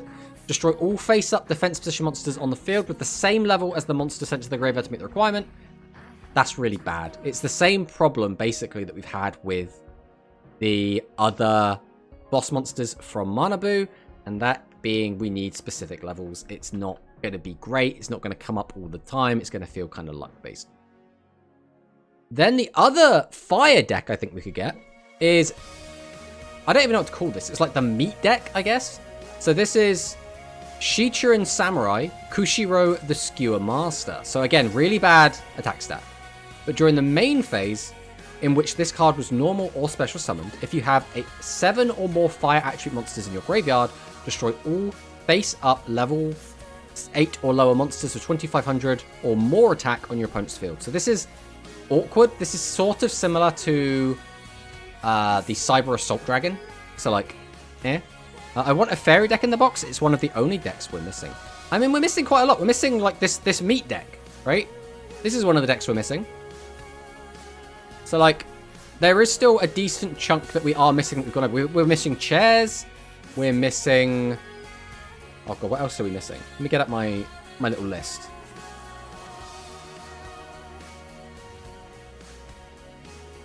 Where is it? So we're missing fish, we're missing cats, we're missing outer space, we're missing chairs, we're missing the rest of the cleaning cards other than Santa, we're missing the magma cards, we're missing the Earth Pyro cards, we're missing music princesses. You could argue we're at that stage now, so maybe we're not missing that just yet. But that's already just like 8 decks we're missing. I'm pretty sure we have already gone past Baseball, Sea Serpents, Normal Wind, and the weird Millennium Shield stuff as well. Then obviously there's the Sushi Fairies, the Fire Beast, which is what we're looking at now. Arctalk, like I believe Arctalk was around this time, which is like the machine fusion stuff. I mean deck types, not archetypes. We have a deck for almost all types now. Alongside Fish, Sea Serpent. I mean, we're also missing like reptiles, right? We have 3 reptile cards in the game. There's a lot of like types that we don't have cards for, or that we don't have decks for. But yeah, I think Fairy would be a cool one to have. But don't get me wrong, I quite like the Fairy deck. The Fairy deck's a bit simple, but at least it has 2500 bosses, which during the 7s era was actually just considered pretty good. But yeah, Shichirin Samurai, potential. But this card also does have a fusion, which is Awful Gun McQueen, the Magnificent Shichirin.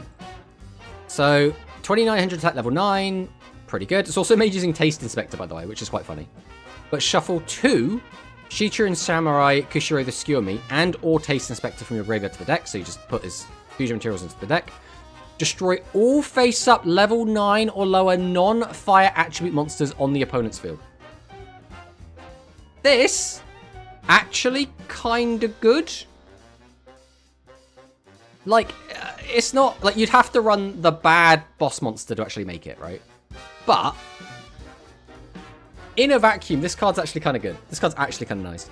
Yeah, but types like Reptile and Serpent are going to come out with Yuga and Space Dragon, because it makes sense. Yeah. I mean, Fairies have always been one of those types in Rush that has not had a lot of love, right? So, for example, in Go Rush, it's basically London, Kirishima. In 7s, it's Sushiko. Both of them are basically like side characters, so they don't really get a lot of love. Then there's like Sky Saviors, which is kind of fairies. It's like fairy mixed with warriors and celestial warriors, so like it's kind of that. The real one that got really shafted was Rocks. We didn't get any rock support for so long. We basically had to wait until Magnets came out, and there's still not an anime character really that plays rocks. There's like that one guy that plays a bunch of rock cards that don't actually exist, and it's an anime exclusive. How does it out maximum? It doesn't. Not every card has to out maximum, Draco. We just need, you know, if you're playing the Pyro deck and you wanted an in Pyro archetype card to get rid of it, you just play the Noodle art, right? Is it this one? 1 attack, position monster in your opponent's field, loses attack equals the number of face-up Pyro attack monsters on your field. Now, to be fair, this guy is not Pyro, he's a beast, so that doesn't work. But my point stands. There are other ways to deal with maximums. But just being able to pop all your opponent's level 9 or lowers is actually really good, and would actually be probably kind of good now. Obviously, you'd kind of want him to have a skill, but I wouldn't see him getting a skill. Also, hello, Zaki boys. Welcome on in, my friend. So the next thing we're going to take a look at is we're just going to take a look at this one card, but basically Yuka and all of Yuka's deck. If it's a fire-themed box, we could get more fire-themed decks, and this is a fire-themed deck, right? Nobody's playing maximum, it's fine. True. So, home run hitter. We're not going to get too much into this, but this is actually a playable deck. It was competitive in the OCG. It wasn't like a tier 1 deck, but it was like a tier 2 deck. Like, it was competent. You could take it to tournament and do really, really well. The cards generally are quite good. They can boost up their attack. You get out the bosses relatively easily. It's not bad, to be perfectly honest. Would it do well in Duel Links? Maybe. Again, it depends if it got a skill. If it got a skill, obviously any deck can do well. Without a skill, I think it would still be playable, but I don't really see it dethroning any of the other big boys in the meta right now. So, like, I think this would be probably, like, a solid tier 3 deck if it came out in Duel Links, like, without a skill. Like, it would probably be, like, around kind of red boot level. Like, fine, you can play it. It's not realistically going to, like, pop off or anything. But yeah, I think they could work. So then we'll talk about just some of the other little cards. So Splame is a really cool card. This card is awesome, but there'll be no reason to release this unless we got some of the fusions. So if we do get some of the fusions, I think we could release Splame because Splame would be a really nice support for them. I think probably we won't get this card until we get MANABU's fusions. So we're going to wait ages and ages, wait until we got equipped spells, wait until the Lug comes out, wait until we get the actual MANABU fusions coming out. Then we'll probably get Splame. But I think this card could be pretty cool to just release early if we get the other Pyro fusion monsters, right? If we get the noodle stuff, for example. I think this would be great to be paired with the noodle stuff. But Splame is basically shuffle 2 Pyro-type monsters from your graveyard into the deck. This turn, this card's name becomes the name of one level 8 or lower monster in your graveyard. Which basically just lets you fuse a bit easier. Which is nice. It's just nice. It's not, like, busted, right? It's not a miracle fusion type effect. But it's nice. It just helps you fusion something a bit easier. Then, as a legend, so more than likely this would be like a bundle. We could get Flame Ruler. Again, just to help get MANABU's bosses out a bit easier. I'm not really sure when else you'd want to release this. Because after MANABU, we kind of... Like, MANABU, after, like, his initial wave, is going to start moving on to, like, fusions. And then he's going to move on to maximum. And, like, have this weird hybrid maximum fusion deck. And he won't really have a need for Flame Ruler after that. So it's a bit weird. So, Tomato, what are you using tomorrow for EDO? I am actually not... I'm not home tomorrow. So I can't play in the EDO tournament tomorrow. Which I did tell Mono on Monday during his stream. So I can't play, unfortunately. 1600 defense level 4. Let's go. I mean... We have Magician's Valkyria, right? So, like, there's that. It's already not the best level 4 defense monster. But, you know, it's okay. This guy is, like... It's one of those things where I think if you are locked into fire monsters, right? If your skill locks you into, like, fire or pyro, and you still want to play a legend, this would be, like, your only option. We don't have any other, like, fire legends, right? At least not out yet. So I think this could be fine to put in as, like, a good option if, again, we release skills that do lock us into Fire Pyro. Yeah, but she's a girl, so ooh. Okay, Maddox, okay. So next up, spell card, Scales of Flame. This is actually a MANABU spell card. This is a spell card that is in MANABU's deck in the anime. So, shuffle a Pyro monster from your graveyard into the deck. So many of MANABU's cards, by the way, just shuffle Pyro monsters from your graveyard into the deck. It's a little bit silly. One face-up Pyro-type monster on your field gains 500 attack until the end of this turn. Then you can make one face-up monster from your opponent's field, lose 500 attack until the end of this turn. This is fine. I don't think people would play this. Because, like, Talismanic Seal Array exists.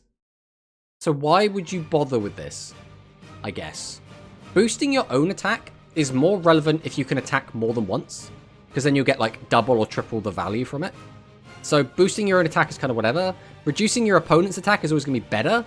Because now it means that we can, if one of our attacks gets stopped, we still have other attacks that can potentially still do with it. So, like, I don't know. Scale of Flame, kind of bad, realistically. Why would you use Talisman if half your deck shuffles Pyros? But this also shuffles Pyros. The only difference is this shuffles 3 less for a much worse effect. So it's like, why would you not just shuffle more in for the better effect? I don't know. It's weird. Right, if the whole deck is shuffling back, then this will be live more. I still don't think this is going to see any play. Realistically, I don't see Scales of Flame outperforming TSA. Again, I still don't think we're going to see either of these. I don't think we're going to see Analyze or Finalize. I think we're just going to get Chemicalize. Because these two are just bad. Unless we get like a really good skill that's very hyper-specific to make these two playable. Realistically, we're not going to see them.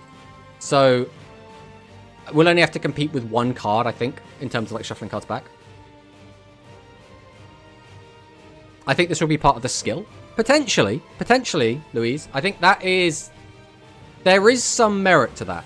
We have already seen some cards do things like that are similar to that in the past. It's a bit lackluster, right? It doesn't really further your game plan. It's just like attack up, attack down on your opponent. That's it. So like, the difference is, I suppose, Imaginary Arc Turbo can unbrick you and can make your wimps actually useful. I don't know if Scales of Flame is going to have that same kind of impact. It's never going to unbrick you. It offers you a bit of shuffling back, a little bit of recycling, which is like, okay. But the little boost you get, I guess technically you can like use a 1500 to crash into a 25. Like there's at least some value there. And then the last card I want to talk about is the Firefall Blaze Barrier. So, this card might be too good based on the fact that Konami hate trap cards, right? Yeah, this can make a Wimp clear a Cyber Dragon. Heck yeah. So, Firefall Blaze Barrier, when an opponent's level 8 or lower declares an attack while you have a face-up level 7 or higher Pyro. So, this is why I think this could come out, because it's very specific. It won't work on fusions, it won't work on maximums, and we already have to have a boss established, right? So, maybe it could come out. But send the top 3 cards of your deck to the graveyard, which again, we need milling from somewhere. Then all face-up level 8 or lower monsters on your opponent's field lose attack equal to the number of Pyro monsters sent to the graveyard times 400. So, the downside is, you could also just whiff, get 3 spell traps into the bin, and this does nothing. Like, actually nothing. So, I could see this coming out. Because I actually don't think it's super great, right? Against some decks, it's going to be borderline busted. But you have to mill 3 monsters to make it, like, actually really good. And again, like we say, your opponent can't have anything bigger than level 9, or bigger than level 8. You still have to have a level 7 or higher Pyro-type monster on your field. It's not, like, insane all the time. It's very situational. So that's why I think this card, like, potentially could come out. Have they got any Reborn Trap? Thanks to Kappa, I can see us getting some more now. The thing is, Kappa isn't even our first Reborn Trap, right? Because we got the Limited Trap. What's it called? Can we search based on Limited? Yeah, we got this thing, right? Mismatch Rivalry. It's basically this. It's basically another Mismatch Rivalry. Except it's a bit more specific, right? There aren't many of these type of effects. Because I don't think us getting that silly Kappa trap means we're suddenly going to get, like, Disco Ball, right? Like, this is the type of trap we want. We want traps like this. I don't think there is much of a correlation between silly Kappa trap and special summoning a boss monster from the graveyard in attack position. I think there is quite a big leap there. I want Emergency Return, the trap card. We could have a look at it. I personally don't think Emergency Return is that great. Here it is. So this was typically used in some maximum decks. So when an opponent's monster declares an attack, return 1 face-up level 5 or higher monster from your field to the ender's hand. If you return a monster to the hand by this effect, negate the attack. So this can negate an attack, right? But your monster's gone anyway. So, like, you also will be drawing less cards per turn because the number of monsters in your hand is increased. If you put a boss monster into your hand, it could get awkward because you could be bricking yourself. It's a awkward card to use. But it does negate any attack. So, like, there is that. Imagine we get Sunset Rebirth next month. Oh, could you imagine? That would actually be insane. You can stop lethal fusion with this card? I mean, potentially, right? Because, like,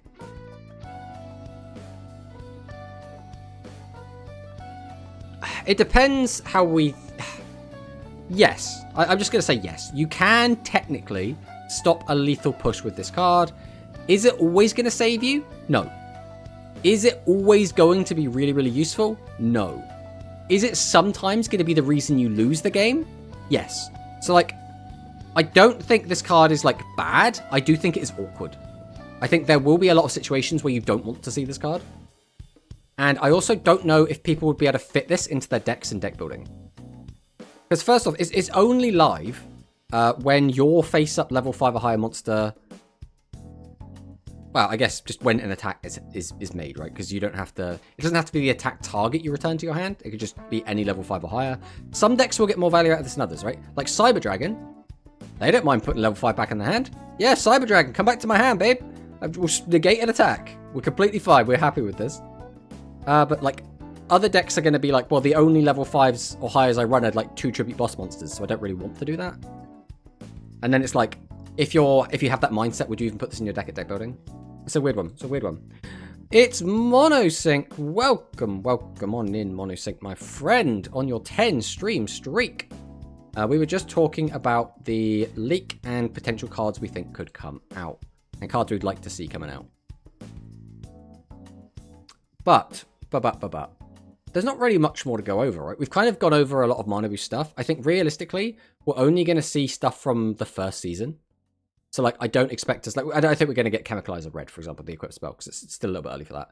But I don't think we're going to see any of his... Because the Pyro Aqua Thunder build is basically his maximum deck, so I don't think we're going to get any of them. So I think we're likely to see, like, these cards, and we've kind of already gone through, like, all of these. It'll be good in any deck that searches bosses, because you can keep the numbers low, and any skill that pluses will help too. I feel like, Manicus, you are basically saying you would play it in Red Boot. In high-tech dragons. I feel like that is what you were saying with that sentence. But, yeah, I think that's everything. I think we've done it. I think we have finished going over everything. It's really hard to predict what's actually going to be in the next box, right? Again, if it's a mini box, it'll be 4 URs, 10 SRs. And at what point, like, there's like this correlation between theming, between like there could be more pyro stuff, there could be more fire stuff, but at the end of the day, it's all speculation. They could just stick whatever they want. Like, I think it was Ursus said earlier, they could just slap Cyburst fusions in there, right? They could do whatever they want. But yeah, that's kind of it for that. So I suppose what I want to do now is open this, because we do have a UR Dream Ticket Rush Prismatic on the speed account. So let's see what our speed account gets. Oh, I actually don't know what this potentially could be. I've seen some other people's, like, reveals. I mean, it's nice. It is generic, so this is fine for the speed account. Like, if this was... I don't know, if it was, like, a fusion monster, it would be a lot more difficult. Because, like, I can't make any fusion I want on the speed account, right? Can't believe Konami didn't let us choose the Dream Ticket. I mean, I suppose it is what it is. Can we see what the other options were? Or is that just, like, not a thing we can do? I got Requiem, but I already have 3 Chronicle. Rip, bro. I can't get mine yet? Why can't you get yours yet, Draco? What happened?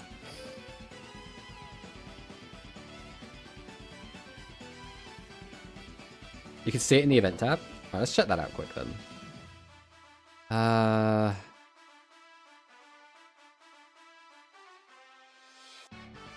Which event is it? So I assume it's not the flame effect, the soul burner event.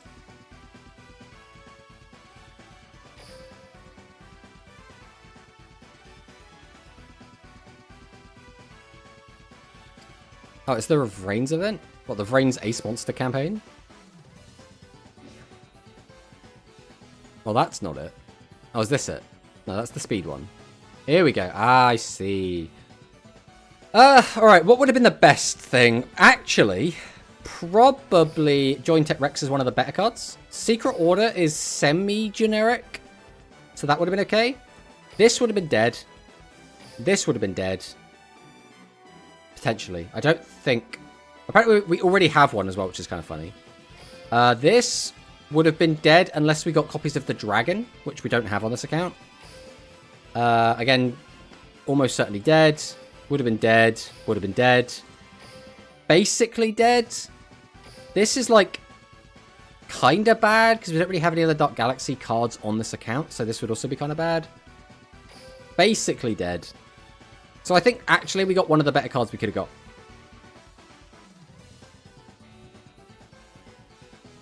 I missed some login days. Ooh. Brains event. Is that Rex Raptor? Of course it is, Jesse. Who else would be... Who would we be playing as? Live is best. I got Oblivion. I mean, Oblivion's... Again, if this was my Rush account, I would be feeling different. But this is my Speed account. So, because of that, I'm actually quite happy with how that went. And now, we're going to hop into some Speed. That is the plan. Because I want to play some Dragonmaids. Because we haven't played any in a while. And we're kind of, once again, in the Rush waiting room. Waiting for cool shit to come out. Because all we got was a deck build box. And it only had 6 new cards. And we've kind of already burned through them all. So, now we're going to play some Speed. Oh yeah, that's right. It's hero meta. We're on a 10 win streak somehow. I don't think that's going to continue. This is going to be our, like, de-rusting game. So this is definitely not going to go well. I mean, we can't do nothing, right? So we have to do this. I have to remember how to play this deck now. So I'll send this. I can grab this, get the fusion. This specifically gets it back from graveyard. And it's any of them.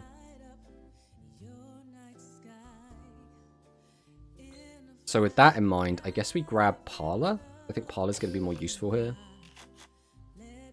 Alright, this is where he activates Veiler and I just get really sad. Alright, Parlor, send Changeover. Activate Changeover. Inspect a hand. We'll go Hospitality. Bring back Nudyal. We'll use Nudyal effect and get Laundry in the bin. We'll go Changeover. We'll go for Shio.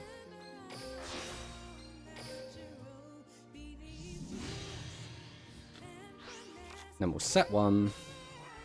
Set 2. Pass turn. Alright, let's see what we're going to do. Oh shit, I'm also in Plat. Good old Plat bros. I don't see a reason to not get back Parlor. We don't have Nurse at the moment. So we'll use Parlor's effect. And we'll send a Tidying. Alright. Dragonic Contact! Rainbow Neos, clear as back row. I mean, again, we don't expect to win, okay? We're not out here expecting to, like, beat tier 1 meta threat heroes.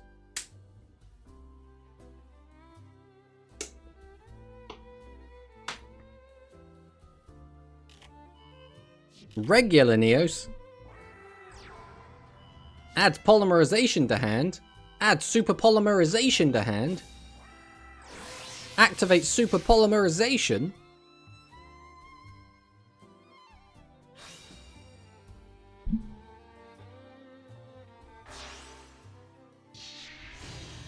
Makes the Shining. Gets Crosskeeper's effect. I mean, I could use this just to bring this back and just have the Omni back. But, like, it'll just go straight back to the graveyard at the end of the turn anyway. Alright, let's see where this goes. I don't really know when the best option is going to be, because I have 2 bouncers at the moment, right? So maybe the 2 bouncers will be fine.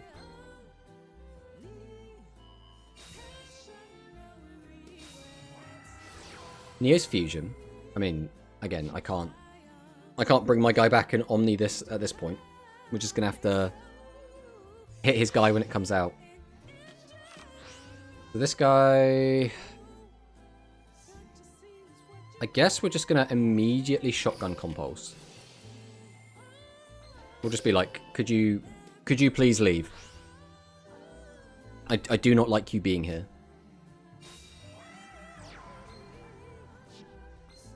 Okay, we've got Liquid Soldier, set back row,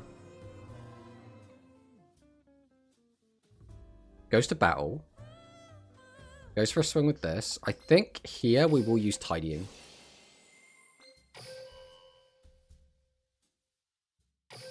I'd like to get rid of that, thank you. Okay. All things considered, that didn't feel like it was too bad.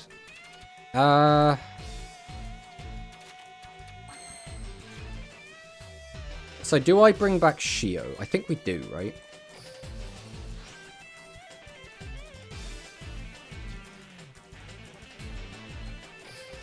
Has to be in defense mode.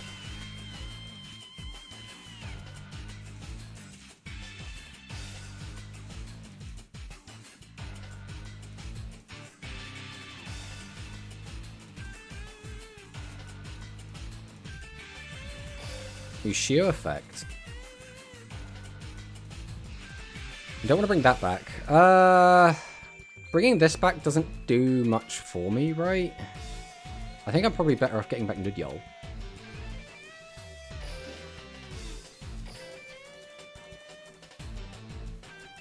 Because we have an Omni.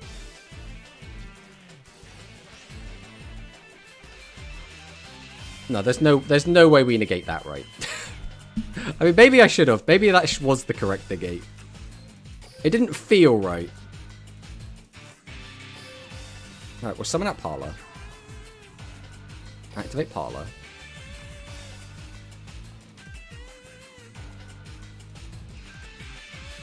So we're basically just dumping something at the moment.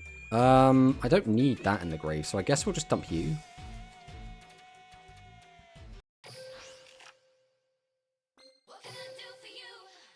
I can activate that if I want. There's not really a reason not to. Do I put Shio back, is the question. Because then I can reuse it.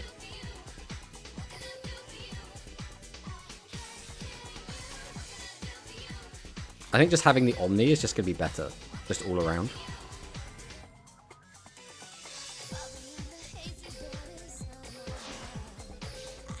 The issue is if that back row is, like, important. Because now I'll attack, my attack gets negated. There's nothing I can do about that.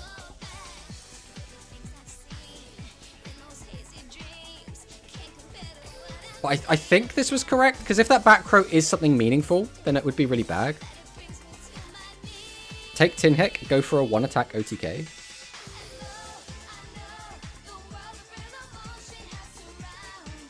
I mean, maybe I should have done that.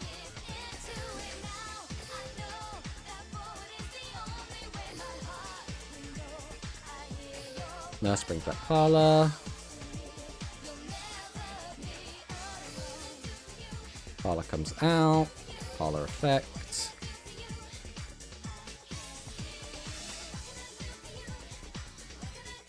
Send Chamber. Alright.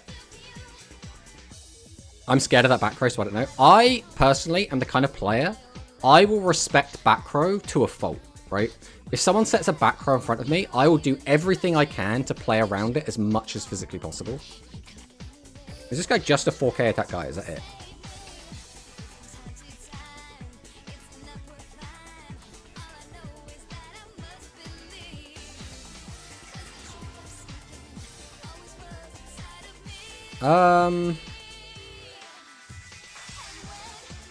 Do I negate this? Because he's going to get killed at the moment anyway. Let's go for it. We're going to negate. The way I look at it is, this is going to the graveyard if we don't do something about this. So now I can get this out. I don't think it matters what position it's in.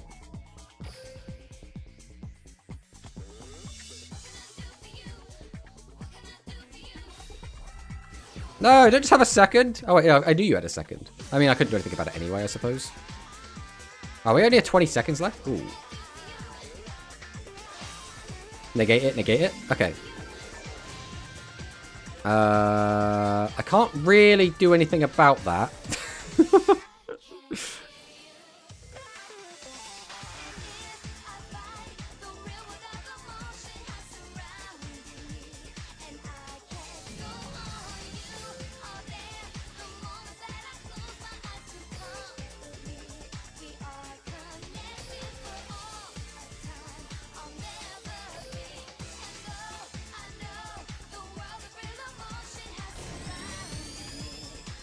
Kind of wish I didn't set this now, because now I could use the skill.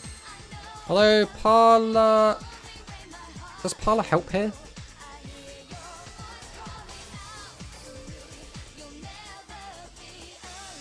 I can't use the trap at the moment.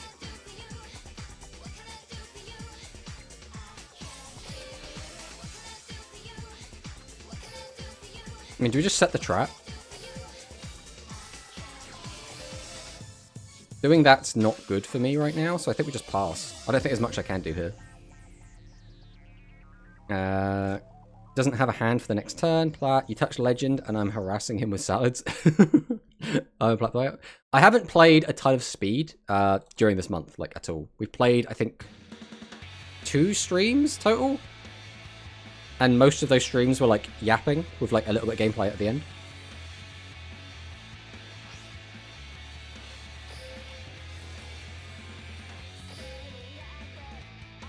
The thing is, he knew what this was.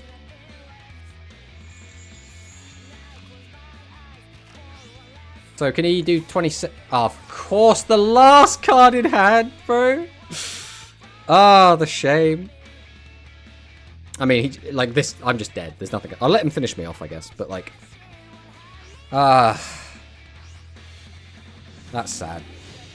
I think we maybe could have played a little bit better. I don't think there was like a massive standout. It was like, well, the thing is, he had 2 cards in hand, right? So he might have just had the Miracle Fusion in hand already, because he discarded Rainbow Life. Neo's Fusion would also have done it, yeah. I think there's a lot of 1-card combos he could have done to kill me there. Play Salads? I would have to own all the Salads to play Salads badge. That's the thing I think a lot of people don't understand.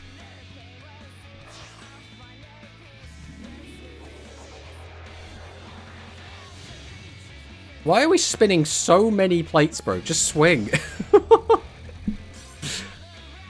I mean, what would we have needed to actually win there? I don't think we could have done anything to stop Rainbow Neos. I don't think there was anything we could have done to deal with Rainbow Neos other than passing the turn and bouncing it with Tidying. So, like, I don't think there's anything we could have done there. Salads is like 3 cards and 27 staples. Well, that's great, because I own basically no staples.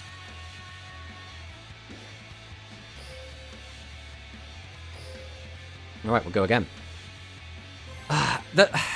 The big thing with heroes for me is that I feel like the yellow button gives them like so much advantage, right? They just get like so much free shit whilst doing very little to like support it. Which just makes it feel like so gross when they do it here. Because it's just like, I don't feel like I lost to the player. I feel like I lost to the yellow button.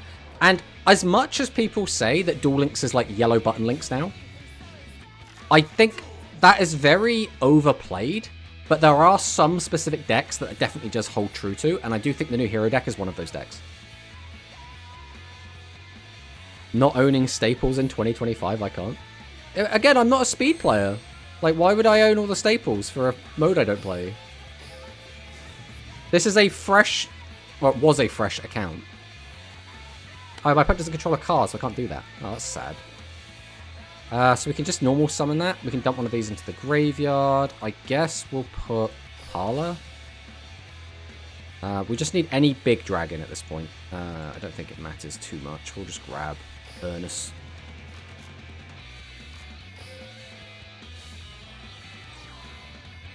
Nurse Effect. Bring back a Parlor.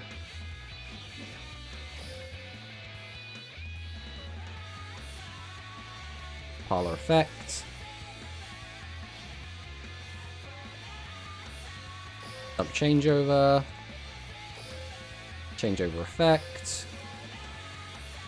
We kind of want all of it in the graveyard. I guess you have to be in the graveyard first, either way. This is like mildly annoying. I suppose we'll put you back in the hand just because you're in attack position. I don't really want you in attack position. Although that might have actually just cost me the game, funnily enough. Because I could use this to summon one from hand, but that's like doesn't matter at this stage. I think I've actually missed the chance to have a lethal line because I was worried about leaving a monster in attack mode, which is very funny. I really want Parlor in the bin.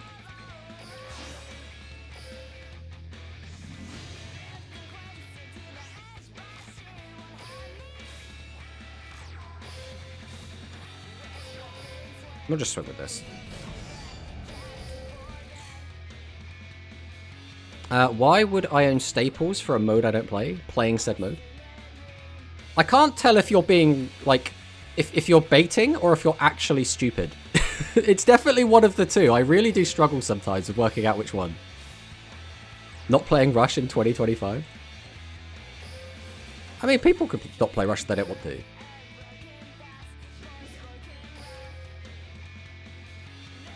Right, we'll go Parlor, Parlor send tidying. Dump this into the bin. It's okay, you can use the staples in the Rush format, no one would notice. Could you imagine though, right? Could you imagine if you're just allowed to use shit like, imagine if you had, like, Book of Eclipse, right? Imagine it, I guess Dark Hole's not really a staple. Imagine Effect Veiler. Effect Veiler in Rush. Could you even imagine?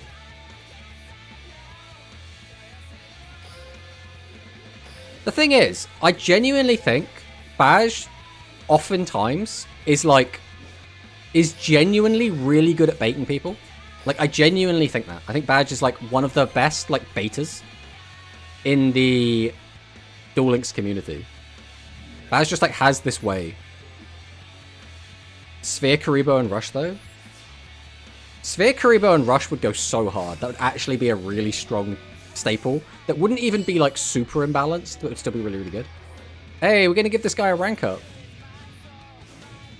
Oh, it's Eternal Bond. Okay. This hand is really awkward.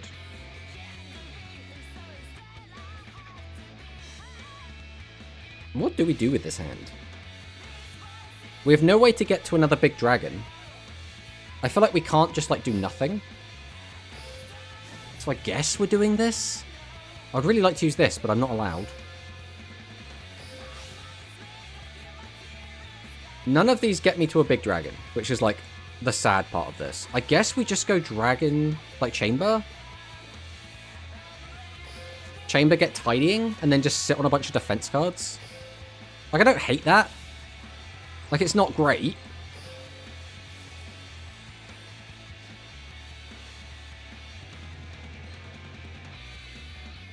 Man, the temptation to take the other one there as well. I don't know. I don't know what the correct line was here. This is just the line that, like, makes the most sense to me. If anyone had a better play there, let me know. Let me know. Bowser couldn't read a time for Rush rivals. They're not Palutena. Someone would say he's a master baiter. What's reading? I mean, we just immediately get rid of this, right? I don't want to deal with that. If it could just go away, that would be fantastic. Eternal Bond! Okay. There's nothing that you could do realistically? Okay. Adds Miracle Contact. Reading with your mind is too difficult. Read with your heart. Follow me for other advice. Yeah, everyone should follow Hikari, by the way. It's very important.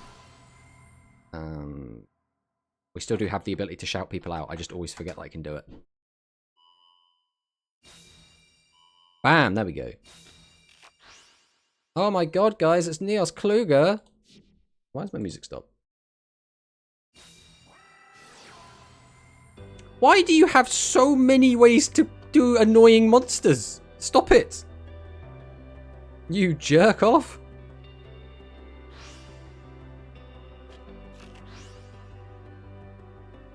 Alright, so Rainbow comes down. I mean, I have to stop Rainbow Neos. The issue is this is going to be a pain. Wait, I think we have to just get rid of Rainbow Neos. We can't let that stay. This is when it just leaves the field, right? Leaves the field because of an opponent's card effect. Okay. I guess we just take this. I think I'd rather maintain the back row. Life points are a resource after all. The downside is this guy's going to reflect damage that we take, so we have to be careful about that.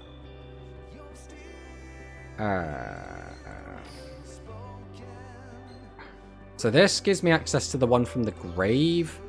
If I summon this, I get something in the bin. That doesn't really matter. I think we go chamber. Pop it face down, can't float. Is that true? If this... a face-up card... oh my, that is actually huge. But I can't do that, right? I don't have a way to do that. I can flip it down. I don't think I have a way to pop it. I would have to...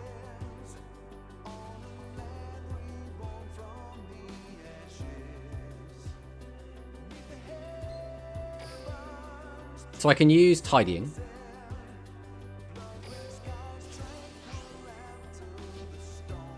That'll bring back Nudyal. Then we activate changeover. We'll go into this. Oh, we actually probably shouldn't make that, should we? Because I could go into this, then tag. Level 7 or higher dragon monster from the graveyard. So if I do this, this only destroy one monster your opponent tries to destroy. Okay, we're gonna try this out. We're gonna try this line. We'll do 1. We'll do 2. We'll go into this. Activate Book of Moon. I'm gonna flip this down. We're gonna set this. We don't want to use that. So we'll go to battle. This will use Chamber's effect. Bring back Nudyal. House's effect. Pops this. Swing. Hey! Thank you for the help there, Kimfred. If you didn't say about it not being able to be popped, or when it's popped face down, he doesn't float, I just wouldn't have known that. Like, I straight up just would not have clocked that whatsoever. So, that absolutely just let me see that line and let me find a way to win there. Now, I don't know a way we could win from here. That's 2-card combo. We still can't out Rainbow Neos, and then we die. Okay, we win from here. Just reading moment. It's one of those things where I have read Neos Kluger like 6 times. I have played against it probably 30 times, right? But I have never like read it to such a degree where I have read it like word for word, fully absorbed every word of the card into my mind, right? It's the sort of thing where now that I know that, now that I've played against that, now that I've experienced that, I will now forever know that Kluger can't float when it's face down. Until that had actually happened in a game, that is not something I would know, right? Reading the card explains the card. No, that is hearsay, Sakadetsu. That's not necessarily always true, okay? Now you know how I feel sometimes.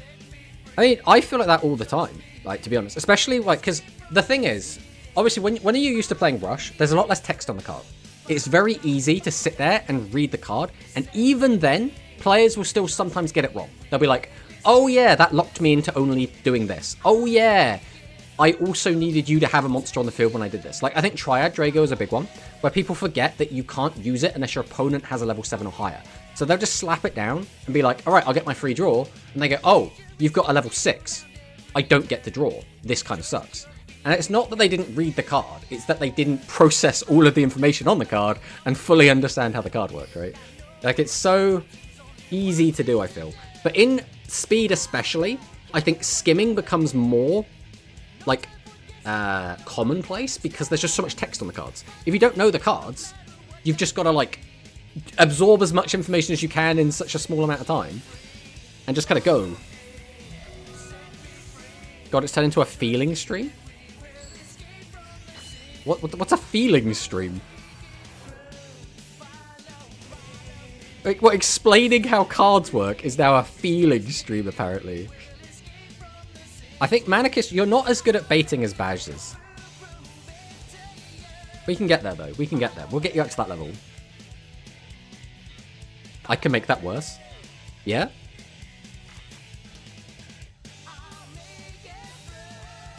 Can we beat Speedroid? If he makes Crystal Wing Clear Wing, we don't have any of our staples in hand.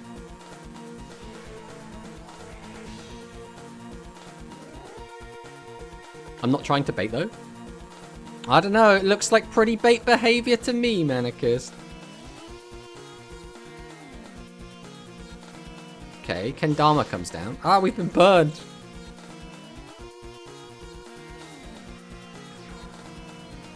Summons out Stilt. Stilt's effect.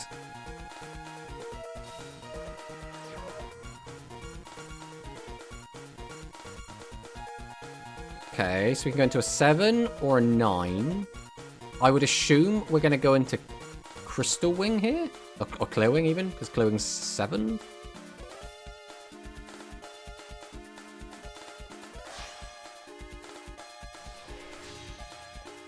What the heck is that? Clear Wing Fast Dragon. During either player's turn, you can target one face-up monster your opponent controls that was special summoned from the extra deck. Until the end of this turn, change its attack to 0. Also, that face-up monster has its effects negated. You can use Clear Wing Fast Dragon once per turn. If this card is the monster zone, destroy a battle and sent to the place at the Pendulum Zone. And you can set a foreign monster be filled to the graveyard, whose total level was 7. Special summons card for you. Okay. So I targeted negate on an extra deck monster. And then this is just 8, so that's going to be a Crystal Wing as well.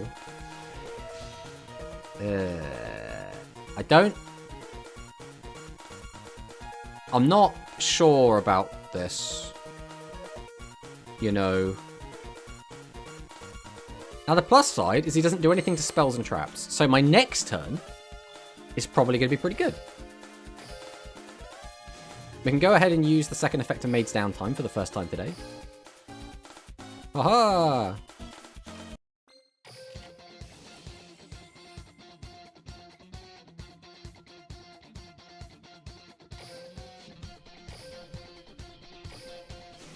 So go ahead and use Maid's Downtime. I guess we're going to send Chamber?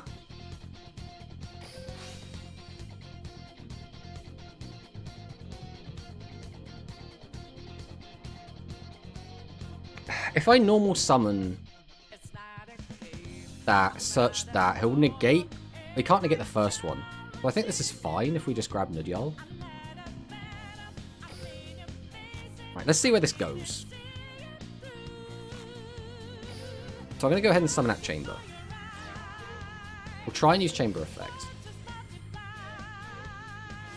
Okay. Is this negate and destroy? Destroy that card. Ugh. So now we go Downtime.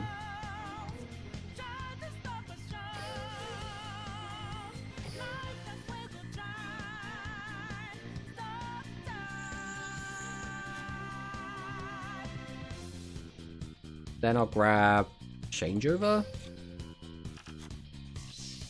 That then it gets negated. Nothing we can do about that. So I can do the Changeover. But it's going to get negated. And we'll probably still make Shio, right?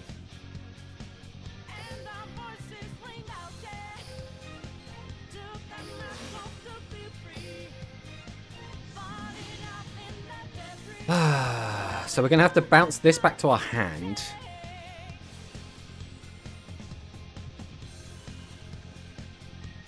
Maybe just do this, right?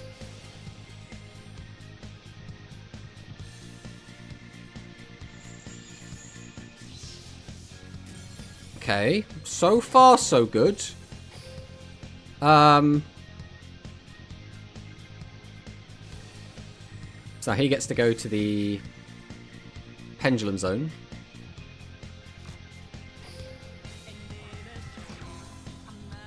We've got nothing else in here, right? We could put him back into our hand, which does not help us in the slightest.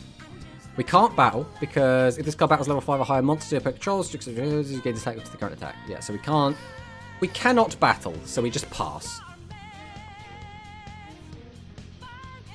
No context. Drop left, roll out, grab, back throw, up tilt, up tilt, up tilt. I have no idea what we're referencing there. I can tell you that right now. So using his effect. Okay, sending set to graveyard. Okay. So he's got his Crystal Wing back online.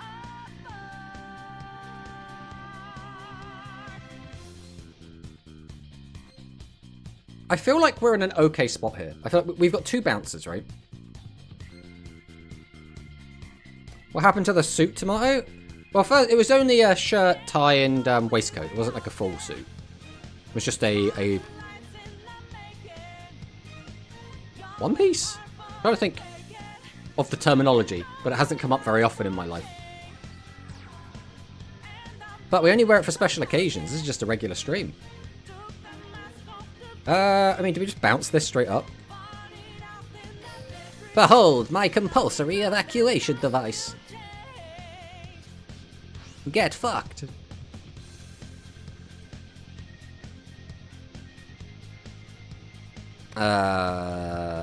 Yeah, this is fine, I think. The One Piece is real. Can we get much higher? I guess we'll summon Chamber. Or use Chamber.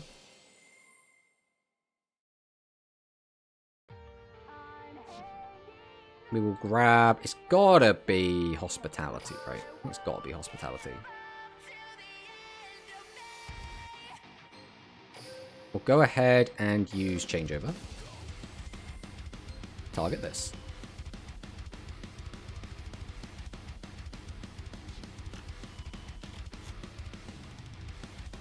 We'll use the effect of House. We'll get rid of that. Right, what is this delay in his graveyard? Is it dice? Okay, negate an attack. That doesn't do anything to us. We don't care. We'll go Hospitality.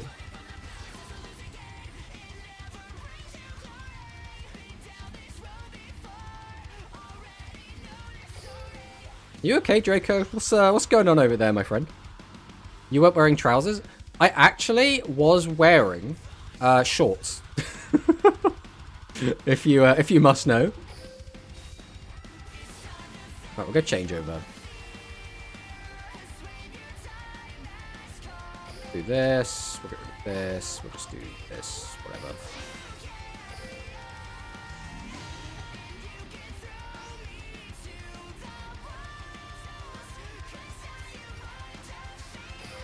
Battle. Go get him, Tiger. Speed Ride, 3-eyed dice. Chio.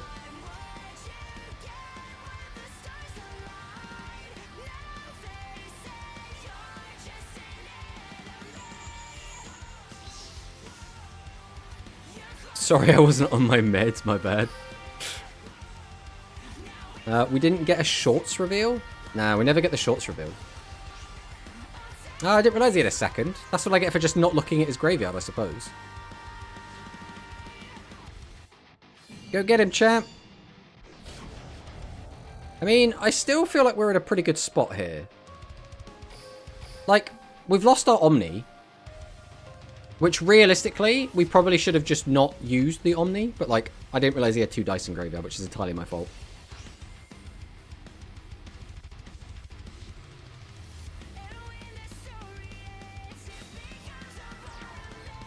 The Speed Ride Red-Eyed Dice has entered the field. Into scooping. So when is Royal Rebels Fangirls making your stream music playlist? So my stream music playlist is basically music that is not going to get copyright strike. It's basically all video game music for that reason, because then I can upload them to YouTube without having to worry. That is the, like, obviously it's songs I like from games I like. Right? But, that's why there's no, like, more pop songs and stuff like that, right? This must be an easy matchup for Speedroid. I mean, it didn't seem to go easy for him that time.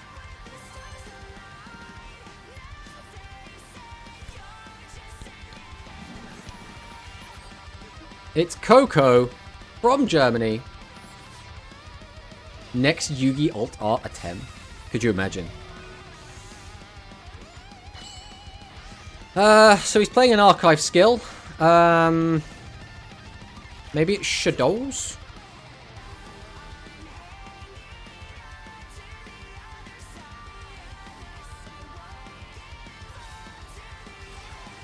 Terraforming. Uh-oh. I really don't like this card. I really don't like this card. Wait, it's Live Twin Kaiju?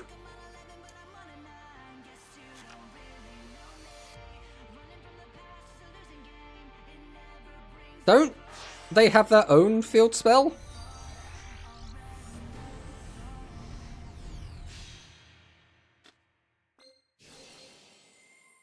Okay. Pink gets back that. Link into blue. Blue gets back pink.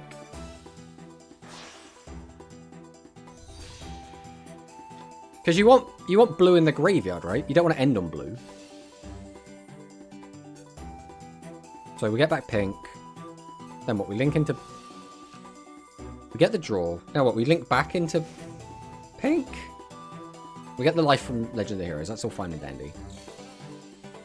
Kaiju Waterfront. That'll get him a Raiden. Or Radian. You don't end on this though, right? Yeah. We go back into pink. So now you have the pop for my turn. Okay.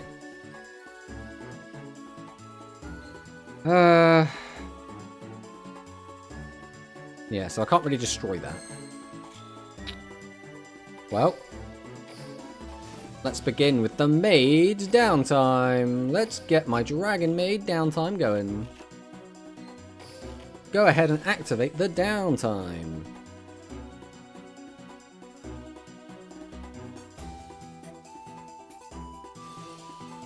We're just going to straight up shotgun pink. Okay, so we're going to summon out blue. Is blue pop any card? Doesn't really make any difference if it is. Like, losing downtime, like, it sucks, but now my monster's not going to get popped. The issue here is always going to be that he's going to kaiju over my boss. There's not really anything I can do about that.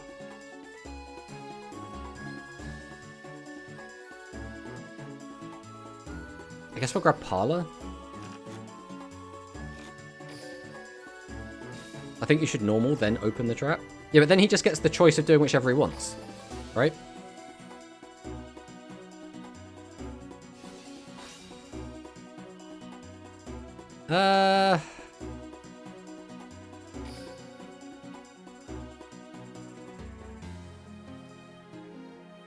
Can I use my fusion spell on a face-down monster? So I don't think it counts as a Dragon Maid while it's face down. So even if I dodge that, I don't think it actually helps me. You can? Okay. Let's try it then. Well, I don't know if this actually helps me, but it's not Rush Fusion? No, it's more of, does the card... It's not, can I fusion? It's, can I return it to my hand for the fusion? That's what I want to know. Which you can't! I was misled! Okay. Thanks, chat. I mean, that's all we got now.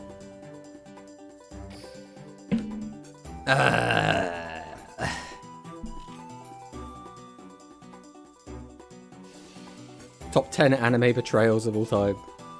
You didn't ask... I'm timed! You still got it wrong! You should have known that by looking at what we had.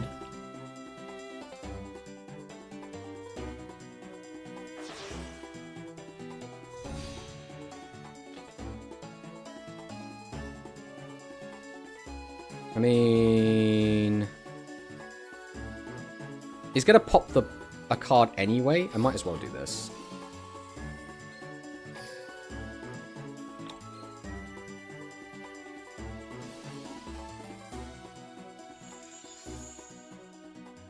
I think we're just screwed here no matter what. We don't play Dragonmaids. Then why are you offering advice?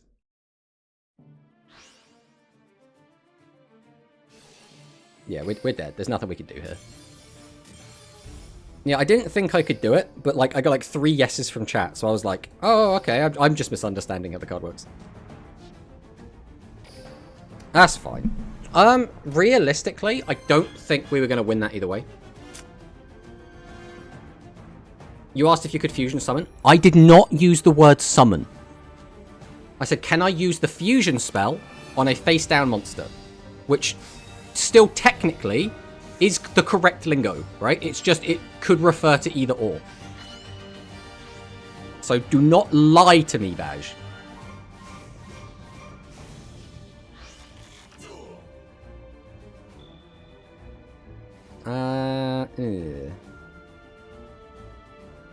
And we activate, send that, grab that. Good to go, I guess. He's playing Shadows.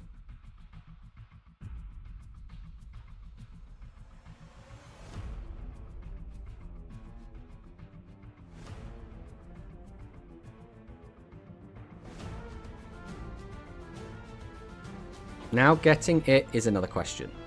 Yeah. Okay.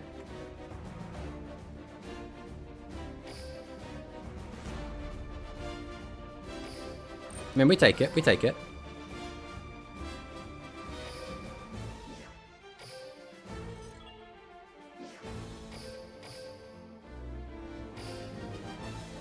I think the biggest appeal when you're like climbing ladder in speed compared to rush for me is there is so much more diversity. Now, I think the higher you get, and even in some low ranks, you will just get hero, hero, hero, hero, hero, hero, right? I mean, here is an example, right?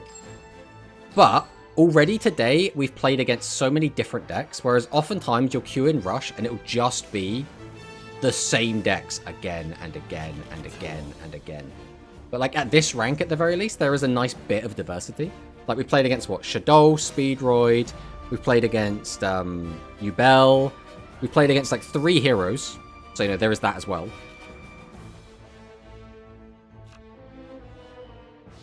That's the Super Poly. Flips up the Neos. I'm going to assume that's a Super Poly. Not that it really affects me.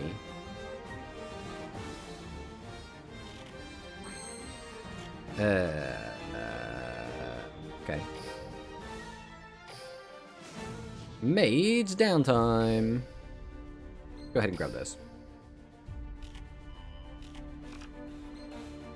Go ahead and flip this up.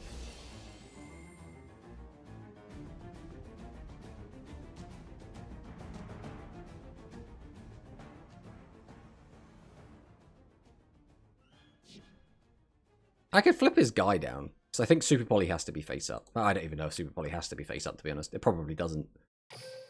We will... I mean, we got to do something, right? So we're going to use Maid's Downtime. We're going to send this. The problem with this is I've already got 3 cards I want to set. I don't have to, like, set them all. I don't want to. I could just take you, which is probably better. Although you get me an extender. But if we're going to get the tidying anyway. Right, we'll summon this. This might bait something out. You never know.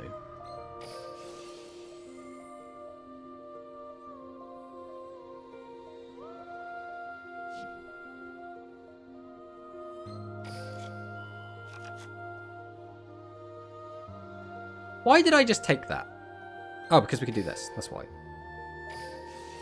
Although there's still no reason to take that. That was just a misplay. That was just all around a misplay. The thing is, I'll be able to like force out the Super Poly, but then what?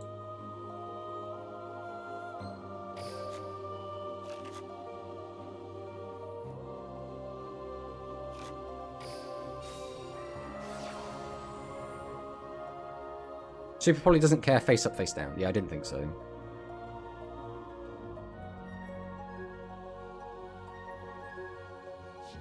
I suppose what I've really done is, the way I messed up is I could have used downtime to instead bounce one of his back row. And then if we hit Super Poly, we're actually kind of laughing. Because now we're going to go changeover. He's going to Super Poly away the Shio, but we can't force the Super Poly unless we Shio, because he just won't use it. So this is here just to force Super Poly.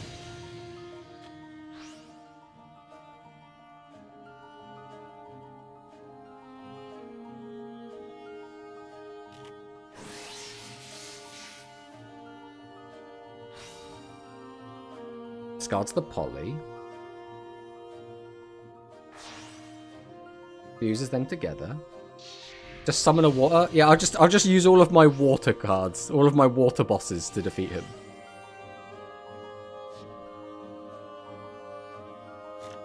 And then he just gets extra cards. I know he has to discard one, but still, just extra card for free. So busted, bro.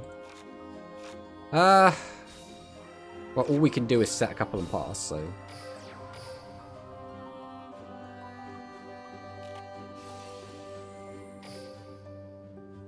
Nah, I'm done. Can't beat that. Can't beat that. I mean, we would have won the 50-50 because we did correctly predict where it was, but it doesn't matter. That Heroes is just so dumb, bro. It's so dumb. Just yellow button win game. No one reads in this game. If you summon threatening water monster, they'll shotgun it. How do you summon a threatening water monster if you don't have one, Badge? I don't think you fully grasp.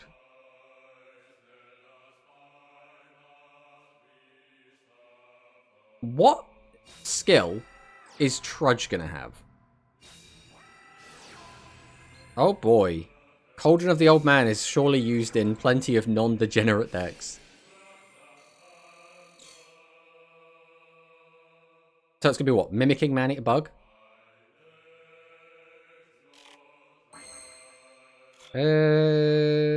This is target. It should work on thingy then. Okay. We will Maid's downtime. Always grab our trap.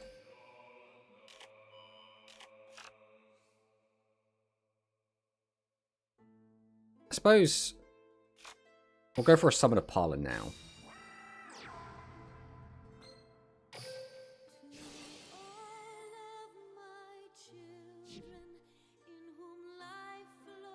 Does it matter what we send? It probably doesn't. We're going to have the trap in the graveyard either way. Oh, I should send it. I should send Tidying to the grave. We use Maid's downtime. Now we'll just grab Nidjal again.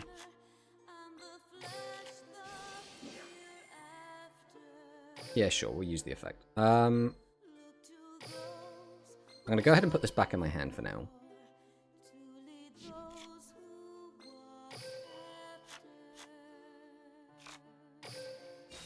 We'll drop Changeover. Go into Shio.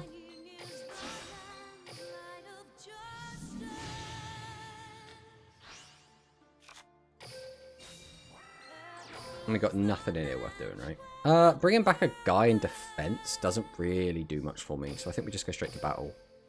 Let's see what he's got. I have a feeling I have time.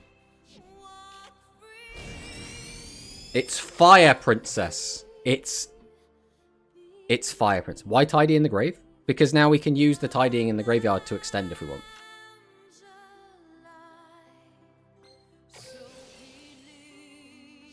It just gives us more options, depending on, like, what can come up, right? Probably Parlor.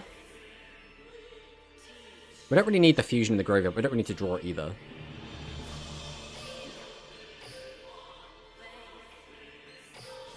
Parlor effect. We'll just dump something into the bin.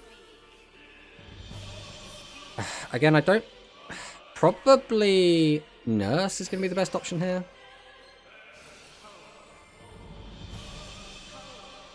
I will allow the Cauldron. This is fine.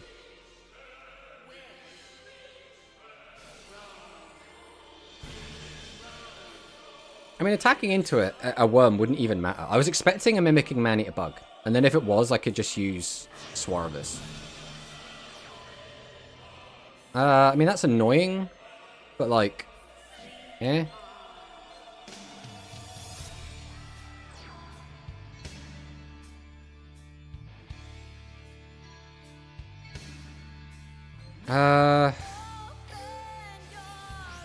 We'll use Tidying. I guess I want you back.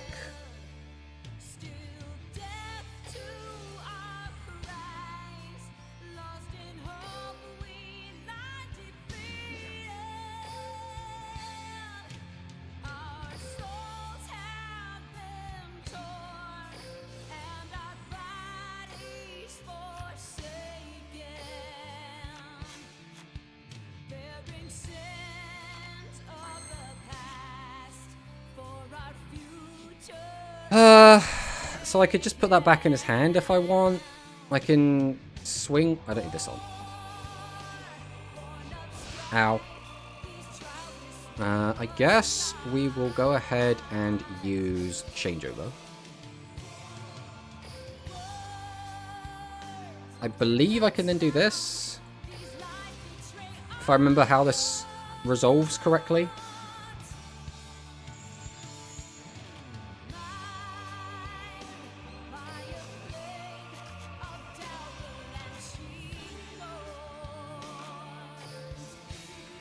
I can go Changeover.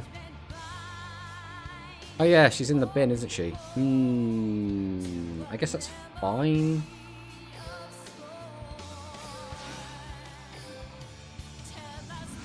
Summon at house. I mean, I could just summon the nurse here. Nurse effect. Probably gonna grab back Parlor again. Go ahead and use Parlor effect. Go ahead and dump Chamber. I mean, I can just go into like this. It's probably not awful. But I don't need to. Getting rid of that would be nice though. Just in case. Yeah, screw it. We'll go 1. We'll go... Have to... Oh, yeah, because it's in the link zone. Yeah, we don't want to do that then. This will set. Change this to attack.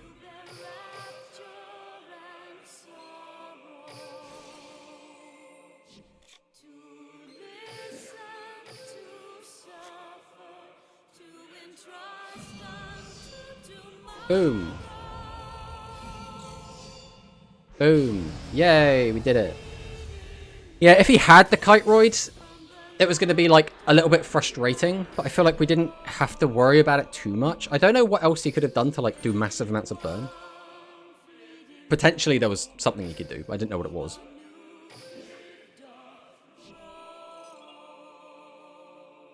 Lava Golem jump scare. Always Lava Golem jump scare.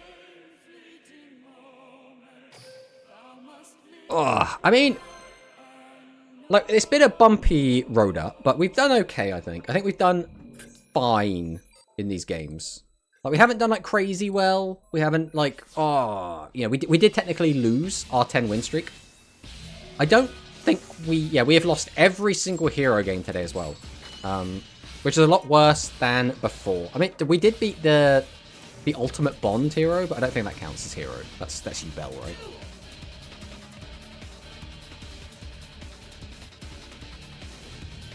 Dragonic Contact.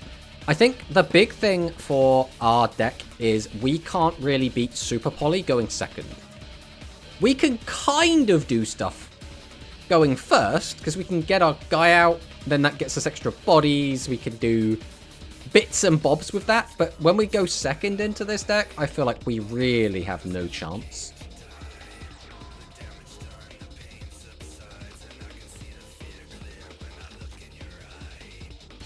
The issue is that our, like, generally our big end board is like a Omni Negate guy. And Super Poly just immediately deals with that. It doesn't help as well that we have drawn Dragon Maid downtime. That really kind of sucks. Because that's basically just we don't get a 3+1 now. And we also can't activate it the turn we set it. Well, I suppose we can. We have to activate the skill to get it out. Either way, it's basically the Garnet of the deck, and we've just opened it, which is not ideal. Not ideal.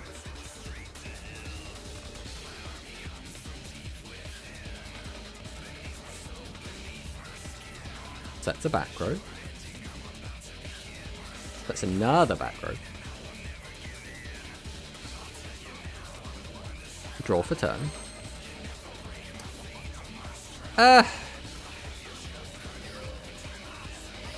I'll activate my skill. And set from my hand. Dragon Maid downtime. I guess we still use this. Send this, and we'll grab... I mean, it's probably still just Chamber. The thing is, I won't have another monster on the field. Well, I suppose I could. I need Chamber to get to the trap. If I don't have the trap, I don't really have much to do. But if I get Chamber, I fuse Chamber off, and then my trap won't be live anyway. And this...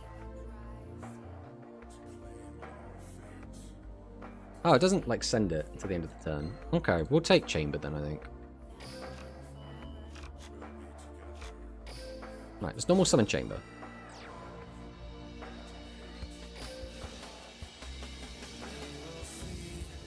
Let's see what you've got for me, sir. Meanwhile, I'm breezing ranked. What are you playing anyway, Draco, out of curiosity? But I can't use my downtime in response. Rude. I mean, I suppose it's gone now. And I can still just make my guy. Escalado. I mean, we just always grab Tidying.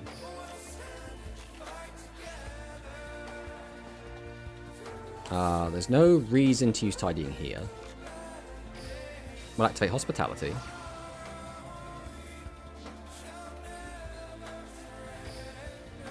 Oh, I probably should have brought out the other one, really. But I suppose this lets me use it twice. We'll go downtime. Do I want a card, or do I want to get rid of his back row? His back row might just be nothing. And getting a card would be really nice. I think we have to respect it.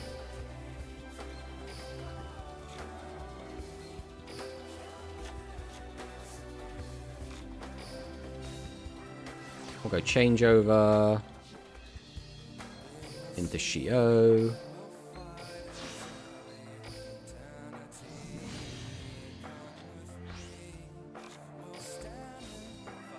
They do that. Super Poly.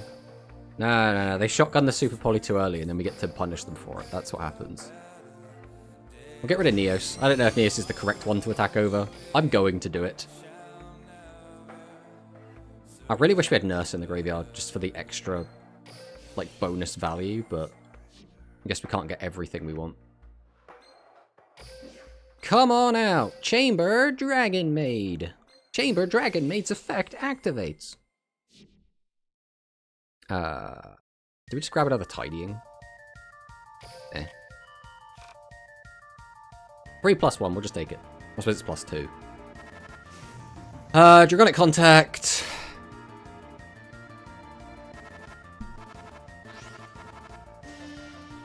Sends the Escalado for the grave. Just summon Foul? Which one's Foul? Like, what card are we referring to as Foul, out of curiosity? Be Glad is only Super Poly? Wait, what's scarier than Super Poly? Now I am concerned. I activate Polymerization. I mean, do we stop this? I kind of want to stop it. Let's stop it.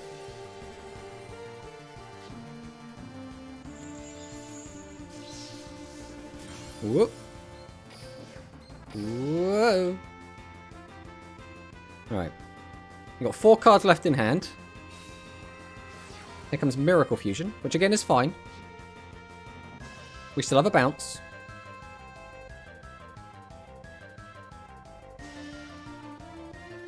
Summon Foul. Foul send itself targeting Super Poly. I still don't know what Foul is. I know of a rush card called Foul. I'm pretty sure I'm not talking about that one. Dueling against Salads, I think this deck is even more yellow button than Hero. I haven't actually dueled against Salads yet, so I have no idea if it is or not. There's no reason to do this now. Oh god, you're going to double. It's the battle phase. Okay. I feel like...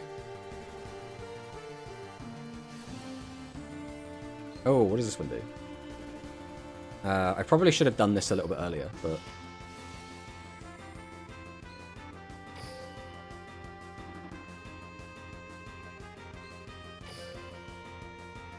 Because this is now going to, what, pop my guy?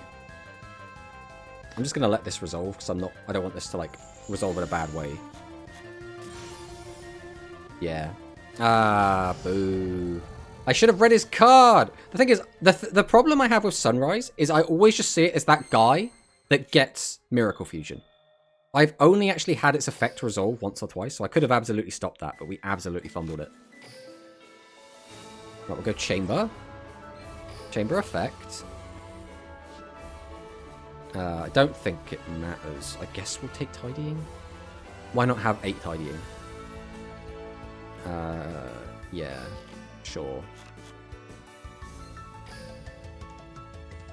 We'll go Changeover. Target.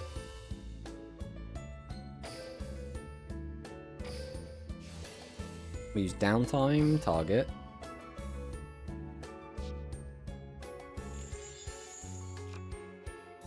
What do I want in my hand? We've already normaled, so I guess we'll just grab a big guy. Welcome to the handed, y'all.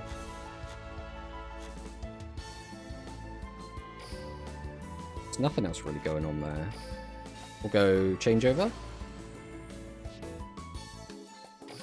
Get out CO.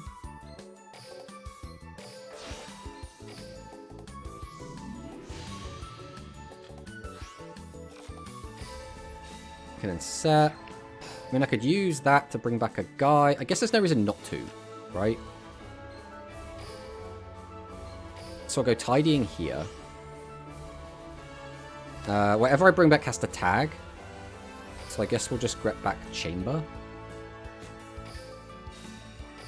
Go to battle.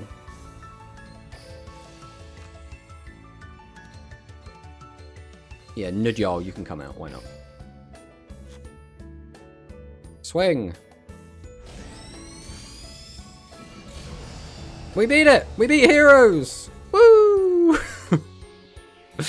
Alright, let's catch up. Summon Foul. Foul. Now, Hero is more yellow button than Salad. Salad only does like one thing. Heroes can do it infinitely, and Salads are an actually good deck. I think everything Baz just said is correct, personally.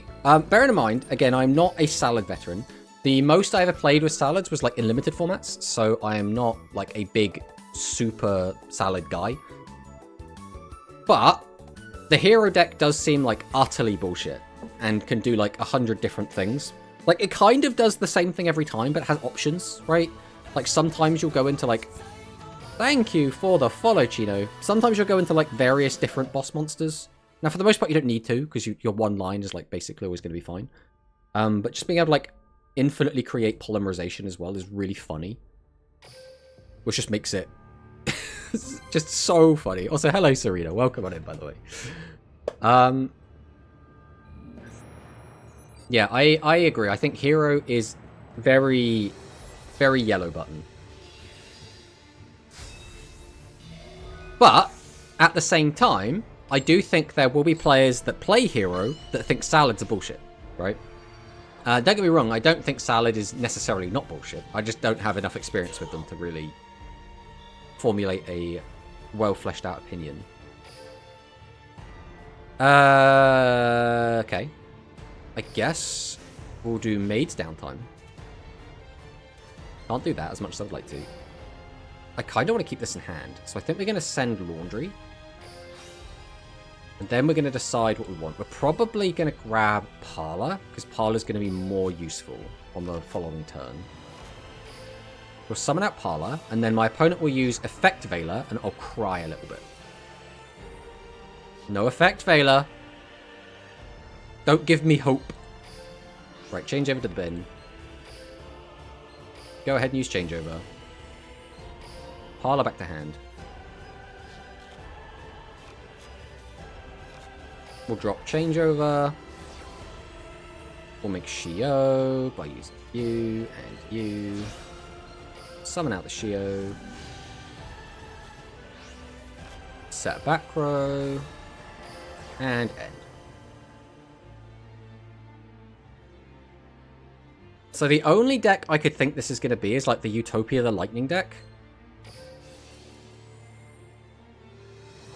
I played against it a few times, but I don't know exactly where's like the best place to hit them. So we'll just have to play it by ear. So now we can bring back Parlor, Parlor send Tidying, and then we have Tidying live if we need it.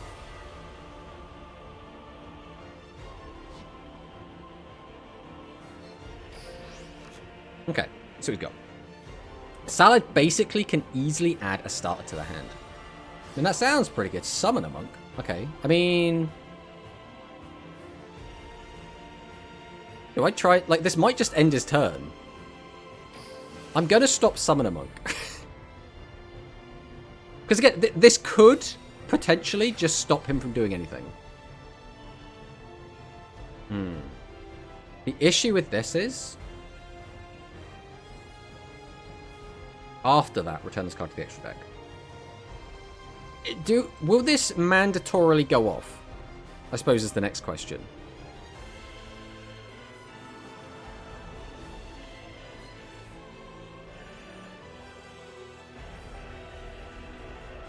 Alright, I don't know if this is going to work. Oh, that was the wrong card to use. What I meant to do was this one. I'm just going to try this. Can it be targeted or destroyed by card effects? Okay. Thank you for telling me that. I thought this was the other ones.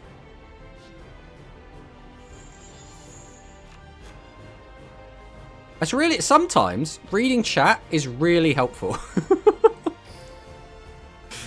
Summon this out. That goes away. This comes back. Sakadetsu, literally the hero right now.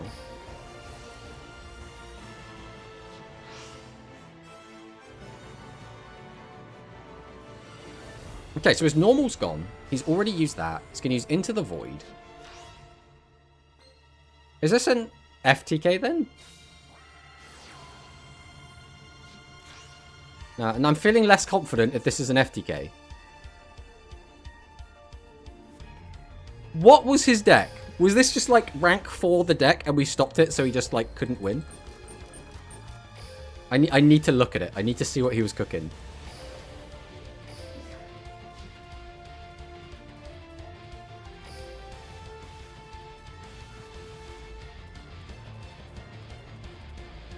So this is just the Utopia the Lightning deck. It's just a really weird version of it, right? Reading chat is not always good, but reading right people is good. I think a lot of the time, when it comes to like reading chat while dueling, it comes at the wrong time, right? Because there's always going to be a delay between I say it and then you see it, right? There'll be like a, depending on where you are in the world, it'll be 1 second, 2 second, 3 second, sometimes like up to like 10 seconds, depending on how bad the stream delay is. And then like someone will say something which was relevant 10 seconds ago, but it's not relevant now. And I'll be like, what do we mean? Yep, Utopia. Generic order chaos deck. Apparently. Hello, Dwan. Welcome on in. The thing is, I've played against this deck quite a lot. I don't think I've ever seen Summon a Monk in it. And usually it's got like a lot more of these like Z cards. And usually it also consistently makes a really cool board going first. But I suppose it went second, so it doesn't get that option. This extra deck looks pretty much what I'm used to though. Alright, let's go again.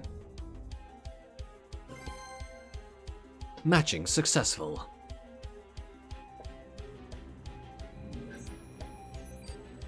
The Wolf. Alright, let's see what the Wolf from Italy has for us. Soul Burner and Flame! We were just saying about how we haven't been beat. I was like, oh, we finally get to play against the salad player. Let's get absolutely destroyed. And no, it's just shadows.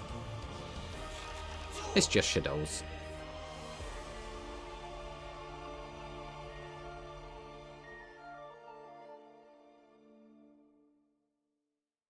Interrupt the utopia now? What are we... I don't even know what you want me to do, Quantum. Because if you're talking about the game we were playing like 2 minutes ago, I feel like... I don't know what hell kind of stream delay you're on. And otherwise, just interrupt the utopia? I have no idea what that... I have no idea what that means. I mean, this is kind of annoying because I don't really want to have Nurse in hand.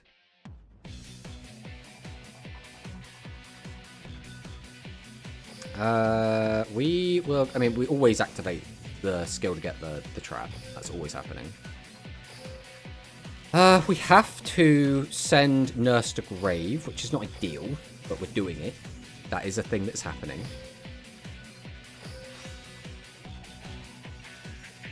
And I think we always grab Parlor.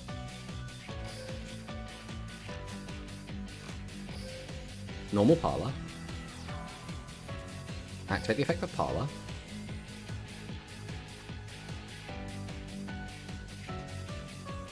Joking about the delay, I didn't see the game. I see, I see.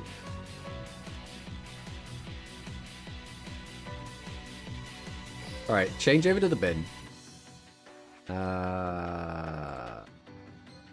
I should be able to activate changeover. Target this.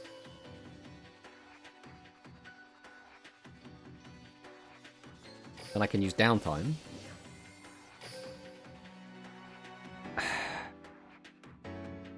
I think we're going to go with the bounce. I think just trying to get rid of one of his cards or forcing something out is going to be worth it.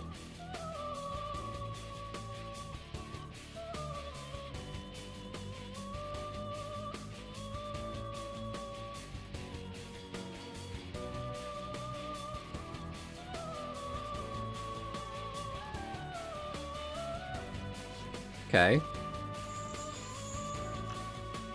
That one.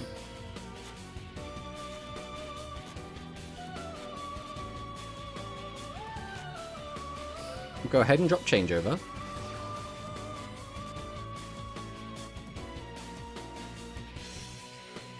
We'll go into Shio.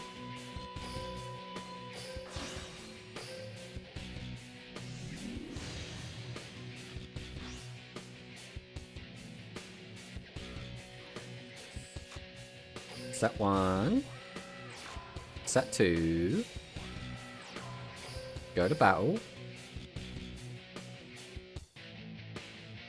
Grinding a Persona has made me sensitive to this music.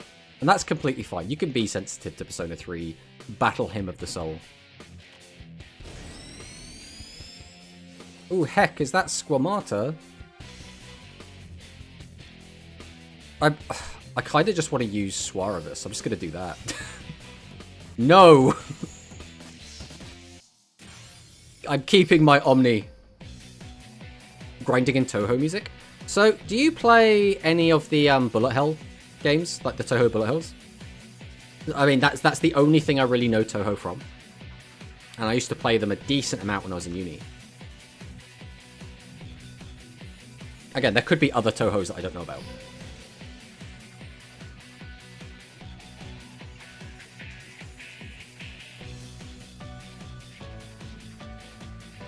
Right, we'll bring back Nurse. Nurse effect. Bring back Parlor.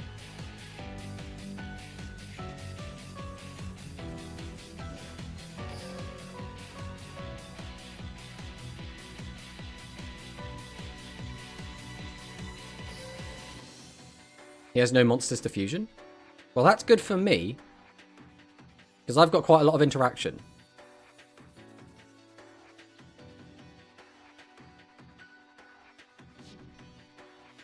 And then I think we're probably just going to send a Tidying.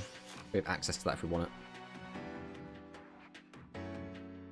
it. Like all of them, more or less. Nice.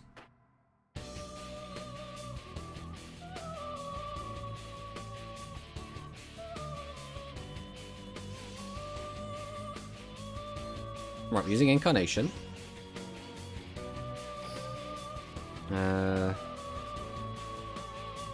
We just let this go, right? Because then he flips it up and I can negate that if I want. Which one's this?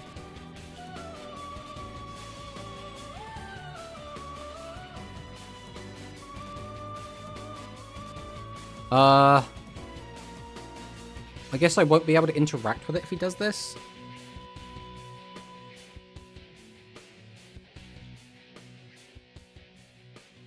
Monster effects, except its own. Okay. Where are we going with this? Schism.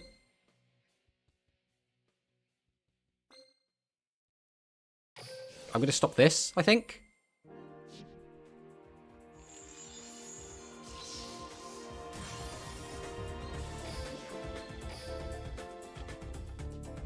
Now that also could have been bait. Victory! I mean, we got there. We got there in the end, I suppose. And a rank up to Plat 7, which I believe means we are one rank away from the next one. Legend. We're one rank away from Legend, which is kind of nice. That is kind of nice. I played a Touhou game before. The music has that one life motif where it makes me say, yeah, this is Touhou. I mean, that's fair. A lot of like weeb games have really good music for like no reason, and it just makes them so much better, right? So I know my speed knowledge is like, all right, I know the meta, I know most decks. As a rush player, that's impressive. Now find a speed player that knows rush well. Doesn't exist. I think there are actually a ton of speed players that can come over to rush and absolutely dominate the scene, right? Like, we saw some speed players jump over to rush and just absolutely tear it up. Like, I mean, Dwan, who was in chat earlier, is a speed player that plays rush. Quantum Cubes doesn't play rush that much, but he is the world champion. He's still a speed player, right? There's loads of speed players that jump over to rush and do really, really well.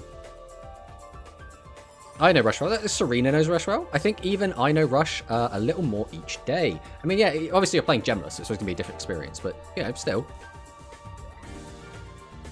But that is going to be the end of the stream. We have reached 4 o'clock, which means I am going to have to say goodbye. Unfortunately, I'm going out of town a little bit later, so I won't really be doing much. I'll probably still be able to, like, chat a bit, but, like, my Discord presence is probably going to go down a little bit over the next few days, which is going to be a bit of a shame, but I am leaving town for a fun reason, so that is at least something. But we will be back again on Sunday for Rush Rivals. I don't think we're going to do a stream prior to Rush Rivals. I think we are just going to wait until Sunday evening and jump straight into Rush Rivals and have a jolly old time with that. Rush Rivals has been so much fun. We have got the first video out already, which is great. You know, I enjoyed making the video. Hopefully the next one will be even better, and hopefully this week's Rush Rivals is going to be a good time. But other than that, we'll be back again on Tuesday with another stream. So, thank you all so much for watching, and I'll see you next time. Goodbye.